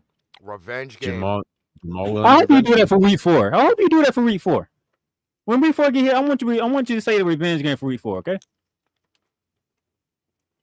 Week 4 is 2 weeks away and a lot of time to prepare. I'm just putting you on notice since you want to talk about revenge game when it comes to Detroit Lions. And the season historically begins around week 4. So we'll see. That's when everybody kind of gets out of the lull and gets in the zone. So it'll be interesting. All righty. So final comments, social media. Jamal, we'll start with you. Not much, man. You catch me on Stuff About Sports Tuesdays or Wednesdays, depending on my firefighter schedule. Hit us up at Stuff About Sports on Facebook and on Instagram. And then you can find us, Pain Train, Pipe Bomb, Ricky Show on the Give Us a Shot Network. Just search Give Us a Shot Network on Facebook and www.giveusashot.network. Alex? Well, ladies and gentlemen, you can find me on Twitter at Bearman of Texas, just TX. No need to spell it out. You can find the links to my podcast. Please like and subscribe. And if you want to be on the show, just DM me and we can work it out, gentlemen. Playmaker. You already know. Darnell Playmaker Sounds on Facebook. D20 Playmaker on Twitter and Instagram. Ramley Talk. Next month, it'll be Who's Talk. I ain't even ready for basketball season yet, but I gotta get ready for it. But subscribe, like, share, Arch Rivals this. Flashback Fridays with Ricky on Friday. So I'm all over the place. Plus the NFL carousel with Alex Fleming and Eric Wilson too. So. All righty. So all the shows will be back again starting Tuesday next week. PainTrainPipeBomb.com. Great merch sales going on. Once again, Jamal, thanks for coming on. You're a big part of this team. You're the one of the key cogs for Arch Rivals, starting to trend everywhere. Thanks to everybody that watched. That critical Broncos fan, welcome to the show. Thanks for tuning in, hanging out with us, commenting, and giving some picks on the games. But till Tuesday, Arch Rivals will be back at, I believe, 8:30 p.m. Eastern Standard Time. Enjoy the games tomorrow, guys. Hey, did you like that show? Like, share, follow, subscribe. share out our shows to all of your social media. Need merchandise? Check out paintrainpipebomb.threadless.com for quality merchandise at great prices. Tune in next time for another edition of ArchRivals Football, and we'll catch you on the flip side.